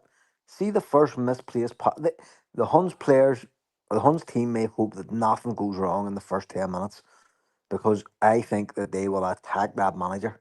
Like their own fans will go for him from the get-go because they're in that mad mindset. No players. No, but you know what I mean? It's like if there's a misplaced pass or something in the first 10 minutes, or if we get an early goal, they will go fucking insane because they're just at that like demanded level of we can't take this shit anymore. Like it's been going on for 15 years, sort of fucking thing. Like that's the way they're talking. I was glad they never punted them, right? Because I think we've got a better chance playing against his style of football. Definitely. When we come up against Clermont, and then Ferguson played as like a fiddle, and I don't reckon Ferguson's played at a higher level of football than I fucking think I've even watched. But Barry Ferguson was a great football player. But to quote Tommy Boyd, he's an honest bastard. That's nothing to do with Here's the thing. Here's what I think about Russell Martin to me, right? Seems like a hippie that's trying to lead a club. Joe, that's kind of what I think of. He's a hippie that's trying to lead a Hell's Angel club, and it's just not working out. And they're going, this cod's a fraud. Some of your analogies kind of just missed the point. I didn't know what that one was all about. It's not. It's not what it means. It's how it makes you feel. Yeah, but I don't know. I thought he would actually do all right. I've got to admit, I thought. I think he signed poor players. I think that's part of his. And you go back to what we spoke about. It's about recruitment. The players that are brought in have no been better than the players that they had.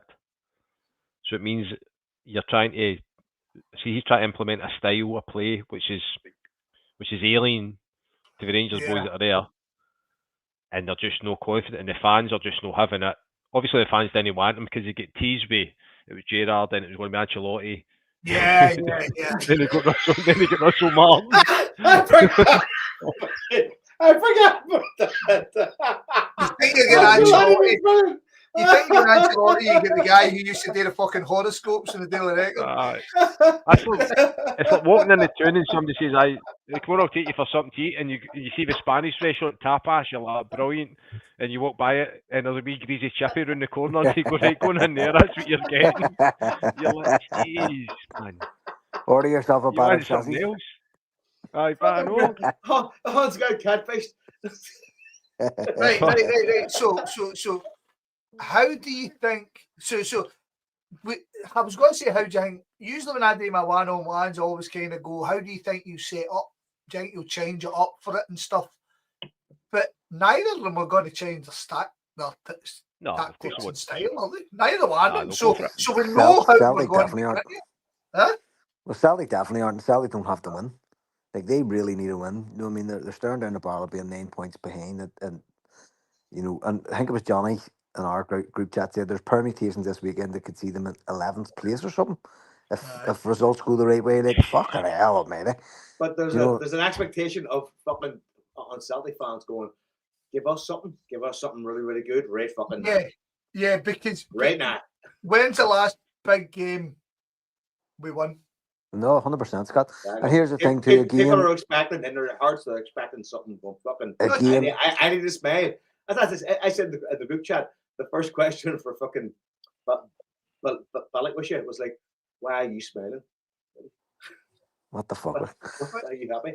And this is a bastard of a match to lose, because again, you've 2 weeks. Like, it's not like you've exactly, Brian. Like, you don't have that Wednesday game to just get back in, and fucking forget about it and move along. Like, it hangs over you like a fucking snatter, for days after. The radio stations don't have anything to talk about for about 5 days until the international stuff kicks in. So if there's a match you want to win in the season, it's this one. It sets a marker down, and it's puts everybody in good form then for about a month. And this year it just gives us complete breathing space. They've done us a favour at the start of the season. Scott McCorry is the biggest shite bag going, and Scott said we had this conversation about July time and maybe June time that they would be better this year with new players and their manager, and thank fuck that has not come to pass. 100%. Scott was saying they only need to turn around maybe 3 results across the year to put them back into contention. We're already sitting in a position now where there's 3 results in and none of them have went the way they wanted to. So, Marty, I'll fling you, right, and this is quite damning, right? The last big result, big win we got was RB Leipzig. No, that's mad. Like, right? Nuts. Because the one at Christmas was a complete sickener too. You know what I mean? That was when we were going Young Boys was a big result, but in that situation at Celtic Park against a team with 0 points, and we've just got to win. I mean, it was a big result, but in terms of we expected to win that night. RB Leipzig at home, you thought we could win, especially after Atlanta. But it was a great result. We've not beat the Huns since. We beat them in the cup final, which was garbage, as we remember. But it was great to win it. But it was on penalties. But we've not beat the Huns. We lost the cup final. We've not won a European game since. We lost to Aston Villa. I mean, that Bayern Munich game, that was a great performance, but we drew one each. So it's about fucking time, innit? Fuck boys, it's about time. That's still a fucking year. And if they can't get themselves up for a match like this, what the fuck? Like, and like we've an alright, we've had whatever the fuck 1,000-mile trip, 7,000 miles, whatever it was. But they've had 4 recovery days, so surely they should be in decent physical position. You know, it wasn't a Thursday night. You know, it's like we're going to have some of those European games where we're traveling this year. You know, where we'll have difficult away games after them. So that's not really the case this year. It's in Glasgow. We don't have to travel. Where's your fucking pride? Where's your boys? Go and fucking do it. Go and prove. Exactly. You fucking, because again, you know what you're up against. They're going to give you space, unlike that last couple of weeks. In fact, unlike the last 3 games, because Livingston gave us fuck all. Know what I mean? And we eventually. Here's a question: do you think, right, in the same way that we said, do you think if we played the team that battered Aberdeen at Pittodrie in the cup final, do you think if we played the same team that played Livingston, we would have played any better against Kyra? No, I think the question is here: will there be any changes on Sunday based on like Balakrisha coming in there? You know, because he seemed to be. He'll definitely start the bench. I don't see him start. Yeah, and Tierney is, you know, Tierney's a worry. You know, I mean, he's not able. He doesn't look able to finish a game, and these are the games. Question right now, isn't it? Everybody's asking. These are the games that you really want Tierney for. You know, knows what it's about. Again, plays the captain's role despite not having the armband. You know, lifts other players up around him. All those intangibles that you can't really measure, they're all embodied in Kieran Tierney. And if we're getting into the second half of the second half, you know, the last quarter of the match, and Tierney starting to flounder, it leaves a big fucking gap on that part of the pitch that you'd be really looking to him to. Do you understand? Like, you can just see it happening. You're just like, fuck. See the thing with Tierney, I don't think Tierney's hit the ground running for us this second time, right? No, he hasn't had at all, no. And I can understand we're trying to manage him, right? And that's fine. Aberdeen away, we'll talk about Scales, not too bad, but fucking Tierney keep fucking passing the ball right out the park, man. But see, I got too. But remember earlier on in the season, or maybe it was pre-season, he put a couple of fucking great crosses in, and I was actually saying to myself, Adamita's going to feed off him, and it just hasn't fucking happened. You know, like, what the fuck happened? Well, the manager clamped him in the game. Says he put too many in. He says I was just putting them in willy nilly. But I do think I've always thought, you see if your team's no performing, I think it's very hard to label your new signing, because they're, again, Brian, you've played at a fucking decent good level. Coming into a good team is a lot easier coming into a bad team. I mean, all the bad habits are there, and then you kind of just get swallowed up. And Tierney's come in to a kind of team that, as you rightly said, right for the off night, he says this team isn't balanced. It's no there yet. We've no got the freshness of the new guys. It's everywhere. So we've no settled. So Tierney, I am not judging Tierney in the slightest. I can see, I've seen people go, Tierney, I'm calling it now. Tierney's a fucking disaster. Fuck off. Tierney will be brilliant for us, right? Because we know what we've got with him. But we forget, Tierney's been away for the club for years. He's not going to walk in and just fucking, here I'm at again. It's just like fucking riding a bike. Tierney's going to fit into the team. So I'm fine with that. So sorry, mate. See what I might think. Like, see, talking about Sundays, and we're talking about Balakisha. See if he's been in and trained and he looks fit, I actually think he'll play Forrest on the left, which will help Tierney to get forward. Because Forrest, if he plays on the left, he'll naturally come inside the park. Yeah. And it will allow that space for Tierney to get forward. Because I actually think, see, when you watch him playing, He's second thinking his movements. He's not sure when to run and when not to run, and he's not just playing naturally because he's trying to probably overcompensate for Maeda, and he's like, right, should I stay back here? And sort of let him go.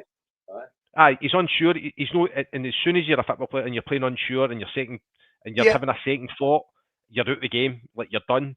Brian, he's playing naturally, and here's what I'm just touching on that because I thought last season, right? So with Palma, and people seem to forget Palma had a great 4 months. What a good start.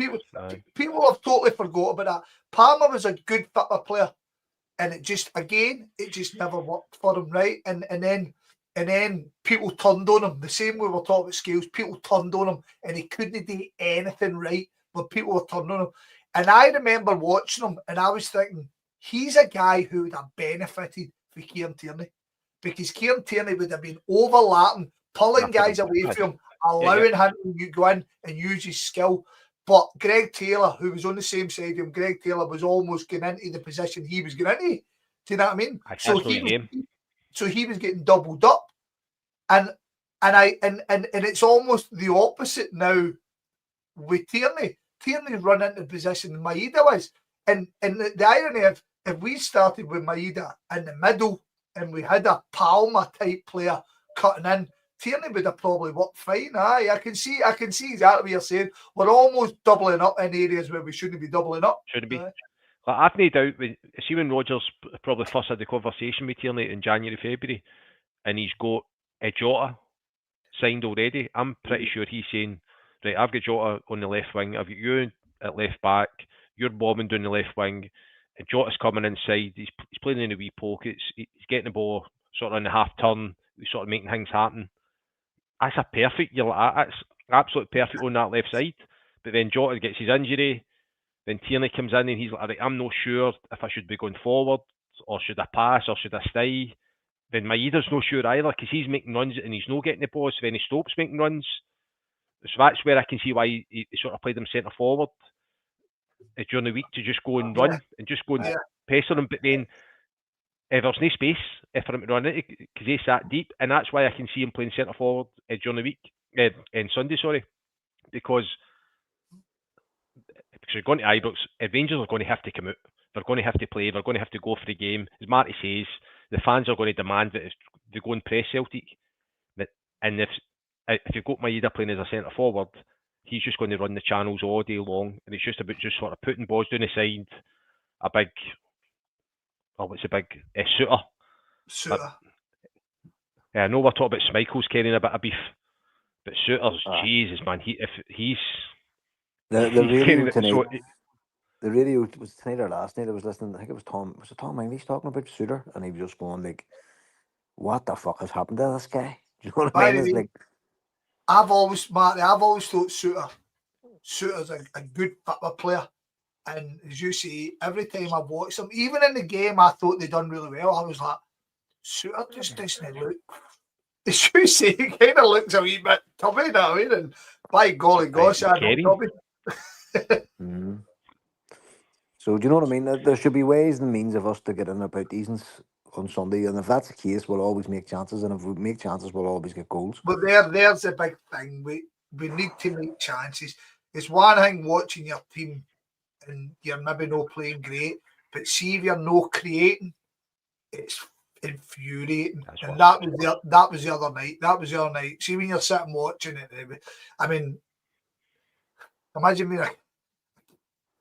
I can honestly see Kairat getting fucking rattled every game. I know you say they're set up well, Brian, but they'll get. They all get part of their better teams.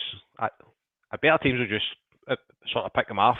I think Celtic, for whatever reason, will just pass off in it. They just didn't. It's funny. It's funny because you cracked the night for the all. I kept saying to Rosie, I wish we'd Jota. I wish we'd Jota. Because Jota wasn't even just that guy with a skill. Jota was a big game player for us. Every big game we needed Jota stood up. Every game. Do you know what I mean? He'll commit guys, he'll take people on, he'll drag people into spaces where they don't fucking want to be, and that as well, you knows opens up the space for everybody else.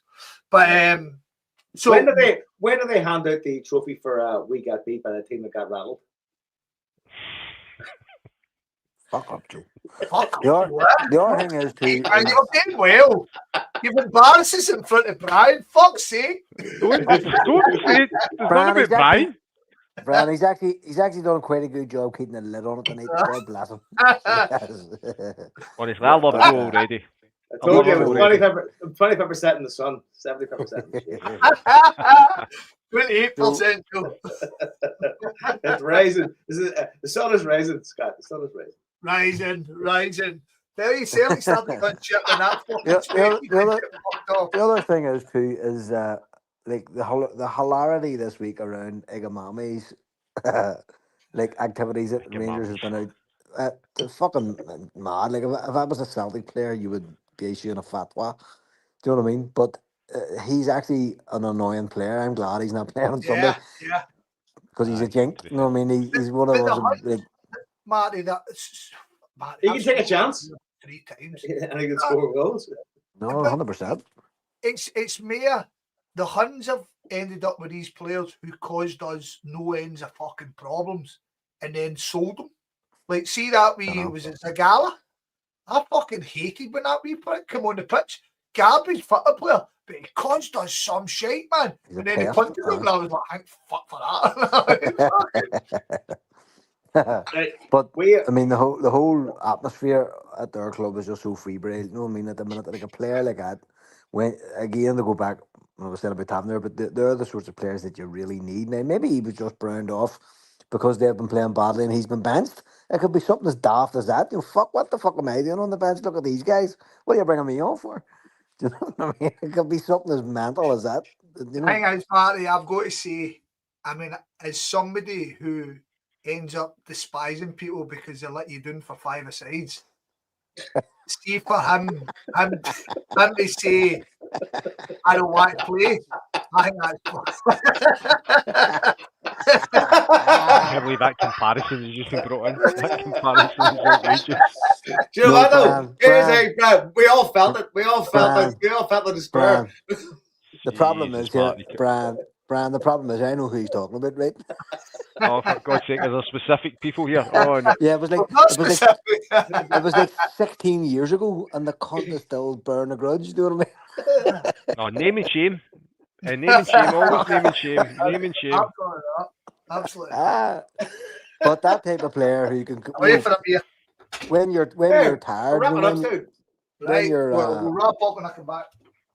When you're tired, you know, if you're a defensive been fucking maybe getting rattled for half an hour and then they bring on a cunt like him, it's like, oh, for fuck's sake, you know what I mean? Whereas to not have somebody like that it's definitely a positive for us. You know, you're going like in that last 20-minute stretch, and like that used to be our strength. Our strength was always like the Huns hated us, and we're always talking about the 85-minute cup and all that sort of stuff. You know, where we would just come alive at the end of the game. Egerman ruined my son's first Celtic game. Oh, here, listen, it's good. It's good he's away, and the Huns turn up. They turn up players like him. They turn up players like him regularly, like players like Novo and people like that. I know. Here's the thing. If I walk back at the Novo, fuck you, man. But you know what I mean? They're players that just they've no fucking Novo. Just players like that who have no business. No virus. I know, but long gone are the days of players that not value.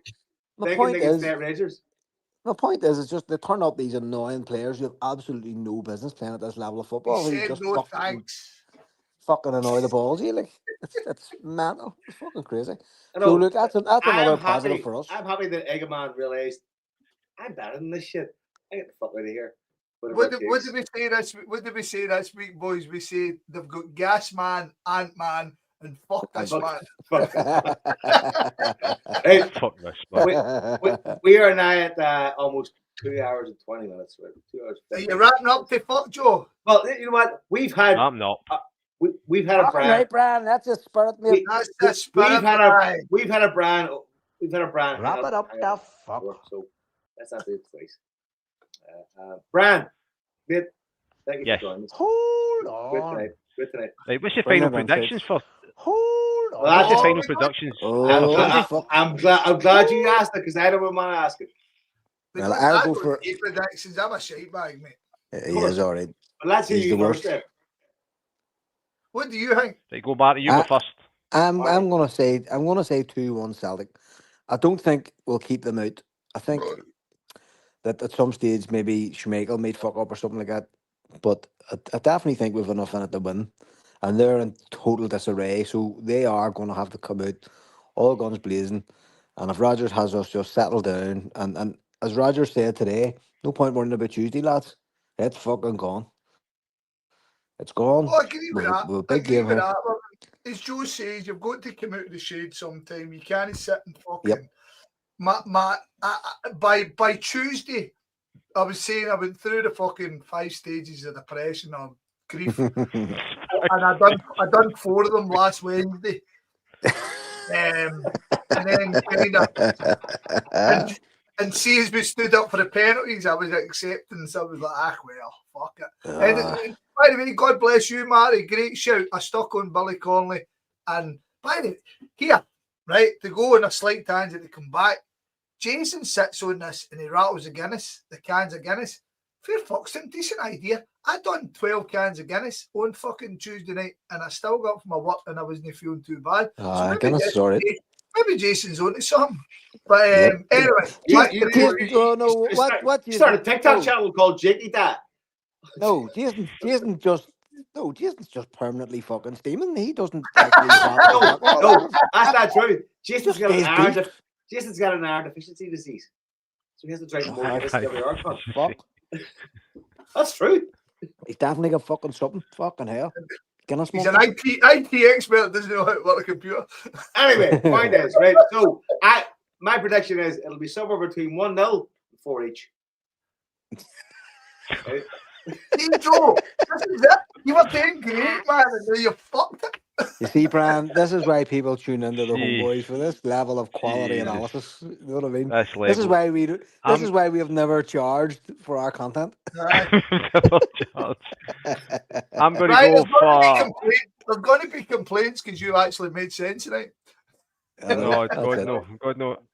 As well, I think there was somebody already called me. I see you next Tuesday, so that's as much You as can you're call going to us see. one all you want. We'll find these fucking Oh, when names. you see it. You'd Well, be getting fine, a punishment beaten. Brad, go ahead. I would say I'm going. Kevin I'm going to Gallagher. say. called you Fuck a cunt. up, Scott. Kevin Gallagher. I'm going to called you- say Rangers 0, Celtic 3. Oh, balls out. Balls out, right, Colin. Thanks, Celtic. Balls out, I think McColligan. Celtic will go 2-0 up after about 20 Yeah. minutes. The fans will be walking out. We'll score one just before half time, and the Celtic fans will leave raging because it's not 5 or 6 because we've not scored I back will or be something. gutted. But that's an important point because in their match last week they were streaming out on 20 minutes like the Bruges game. Do you know what I mean? So if we can do anything on them early, you eliminate Abrax as a variable because they will just flee the fucking scene. Yeah. Do you know, they've definitely had enough. Suck the leg. Right, Scott, what's yours? For fuck's sake, man. Shade bag. Come on, you fucking No. Well, right. Because I just think Grow a I'm a pair of gent. tits, will you? I hate being confident about stuff because Oh fuck no. right. So what do I say? Do I say a hun result just to kind of say so? Fuck there's me, what- Give Right, us a fucking I- choice with the fucking. Joe, honest to God, I don't know how it's going to go. I honest to God don't know. Tuesday night. This is That's the why it's longest called final a word ever. prediction. That's why it's called a prediction. No, I know, but Not a Tuesday night post-action. totally fucking ripped me. Would you say 2 numbers? Would you say 2 numbers? 2 numbers. Bingo. Let's go. 7. Come on. 4. 7-4. Right. No. Right. I honestly, right. 2-0. You're not down the bookies, you fucking Two You're cunt. not nuts. in Celtic. You're not in Celtic. Any scorers have made? Fucking dick. The scales were double. Fucking, you Skills are players. double. Ate a hat trick. I'm glad we got to that week, so Scott. Fair play. Anyway. See if we can beat. It's all your fault for doing that. Fucking you're mad. You're the shit bag, not me. the shit back. Do the shit back. If we lose, At least I never get sacked for away. if we lose, you can live in your mope. Right? By the way, sorry. But what about that boy on Twitter who's not cutting his hair until Man United? Oh, brilliant! I love him. Have you seen him? It's starting to get out of control. Like, did you see? Right. Oh, that's talking of that. What did you make of the fucking Man United manager not watching the penalties? That's mad. That's That was ridiculous. mad. I was like, Wild. Really, Yeah, really. go He yourself. says it didn't matter what happened at that point because it'd been they're in the league. Nah. there was 23 of them though. Like, I mean, I can understand me 3 Nah, or 4 it's or okay. 5. Mate. 23 penalties. Joe, did you hear that the keeper says, I'm half gutted because I'm a Man United fan, but this is what football's all about? So that boy was letting him in. At one point, he was like, come on, I'm going to fucking help him in. Fuck's sake, man. By the way, what a midden in a club. What a midden. Unbelievable. It's weird. Are they not? Are they made for? Are they not the quintessential example of corporate America, corporate ideas sucking all of the life out of anything that had to do with the past? Joe and Marty, now you guys would be more in the line here than myself and Brian, right? Because you get the oddball, I'm a Man United fan, somebody ignores them, do you know what I mean? But in general, we fucking meet Huns and then you meet a St. Johnson fan every now and then, you still talk to them because you're like, how weird are you? But you guys are in the middle of a fucking place where you've got all these Irish guys who all support Man United, who all support Liverpool and stuff like that. I remember I worked with a guy and he called himself a Man United fan. He'd never stayed in Manchester. He was born in Concordia or something. Oh, I'm a Man United fan. And I remember when they signed Paul Pogba. And I remember saying to him that day, I says, you's on a football team anymore. You's are a fucking franchise. You signed him for hits and views and fucking social media because that boy does not fit in a Jose Mourinho team. So you've not signed this boy for the benefit of your manager and your football club. You've signed him so you can fucking proclaim him and stuff like that. Because I think they spent, what, 100 million on him, didn't they? No. And ever since that day, well before that, it was obviously when Ferguson left or when the Glazers turned up even beforehand. But Joe, you summed up perfectly. The soul has been sucked out by American corporate fucking industry. And I'll tell you what, I worry by the amount of Americans who are buying Scottish football. Yep. I worry about it. There's so many clubs owned by American owners in Scotland, like lower league, Dunfermline, fucking, they're all owned by Americans. Why? Why are they fucking Scottish football? And I think it's something to do with English Premier League. There's a very fine line now between being like we're all of a certain age, right? So football to us is a community thing. I suppose that's this podcast. We come together and we people listen to this shit, whatever reason in the world, right? But like, I mean, community is part of what football is to us, right? See what we're living through right now, I suppose, is the transition between football being community to the fans and being commodity to the owners. Right. But that's hold on. That has always been the case. There's no I know, change but it's bleeding. I know, but whatsoever. it's no, Marty, but it's bleeding further and further into the actual fabric of the idea of being a football supporter. That's a difference. I know, but it's not really, right? Because here's why. See, in the early fucking 90s, when the fucking Man United were lording over us, their fans were they loved it. Everybody fucking hated them. They were ahead of the curve on the whole commercial market and stuff. They were the fucking kings of it. Now it's come back to fucking bait them. And the state of them is like beautiful to watch. And like our mate Johns was fucking going mental on Tuesday night. I was saying to Scott some of the fucking conversations that were going on. And like John knocks about with Liverpool and Man United fans. I don't. And I actually said that to him. Listen, if you take yourself out of the company and they don't annoy you anymore. So see when Man United lost the other night, he was fucking in his glory, absolute glory, jammed it fucking up because they were setting him Borat fucking things the night before and all, all that sort of bollocks. So the way, like, the Arabs have taken over now more than the Americans. The Americans will look for a return.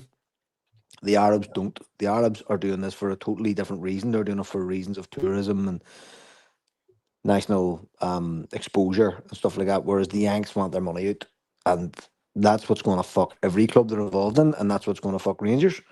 This is the problem. The Huns thought that these 49ers were coming in to splice the cash, and we were all looking at them going, "Is there something wrong with your fucking heads?" No, they're not. They see you as an underdeveloped fucking method of money production, and that's what you're getting sweated for. And you can already see that conversation taking place among their fan base. Like, where's all the promises that were made? And then the which I was actually saying, if you look back, they didn't make any promises at all. None. They didn't promise you a fucking thing. You were just too stupid to notice. I never promised you a rose garden. Exactly. Hold on, Joe. At a time, Scott, when the fucking president of America has concreted over the rose garden. That is a very fucking accurate depiction of what's happening, right? So they came in, and the likes of me, I'm looking at what was going on in Ibrox, and I'm going, "You're now we Leeds, like you're the junior Leeds here, and you can't even fucking see it happening." And that's what gave, which infuriated him the other night. Russell Martin was able to stand up and say, "I have the complete backing of the owners and the chief executive. I don't fucking care about anybody else," and he's right. He's 100% right. And if they boycott the matches, that's fine. They've already got their season ticket money. They don't give a fuck. What they'll do. And then what will happen is they'll get 1 or 2 decent results in the Europa League, and it'll be all gravy again. And they'll be 10, 15 points behind us. Anyway, right. The difference is when it comes to the Saudis, right? The kind of Eastern. Oh, don't you start with Saudi, no, Jason. No, I'm just saying, like, they have money that they can invest and just sit on. That's my point, Joe. They're doing it for a. They're not looking for a fucking. They're not looking for a corporate. The Yanks are looking. The Yanks. They're just sitting on. Exactly. They're just sitting on a luxury. And it doesn't matter what money Rangers makes, right? Because it's not a private company, so they don't need to publish. They don't need to publish results or anything anymore. Right, that's the other. He's a bad man, Marty. He's a bad man. Marty.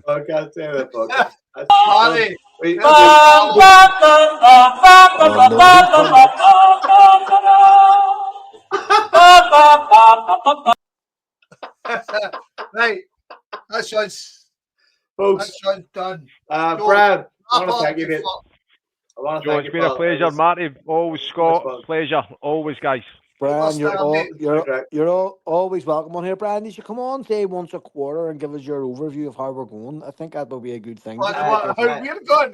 I know, because we're once the PTSD settles, Brian, give us a shout. You know what I mean? We're a fucking shambles here, Brian, as you can tell. You know what I mean? So. I want to have a few counselling sessions, and I'll probably phone you back up. But just let me get through the counselling sessions. Right, folks. Thank I'll talk to you again, guys. All the best. Yeah, folks. Good luck. God bless.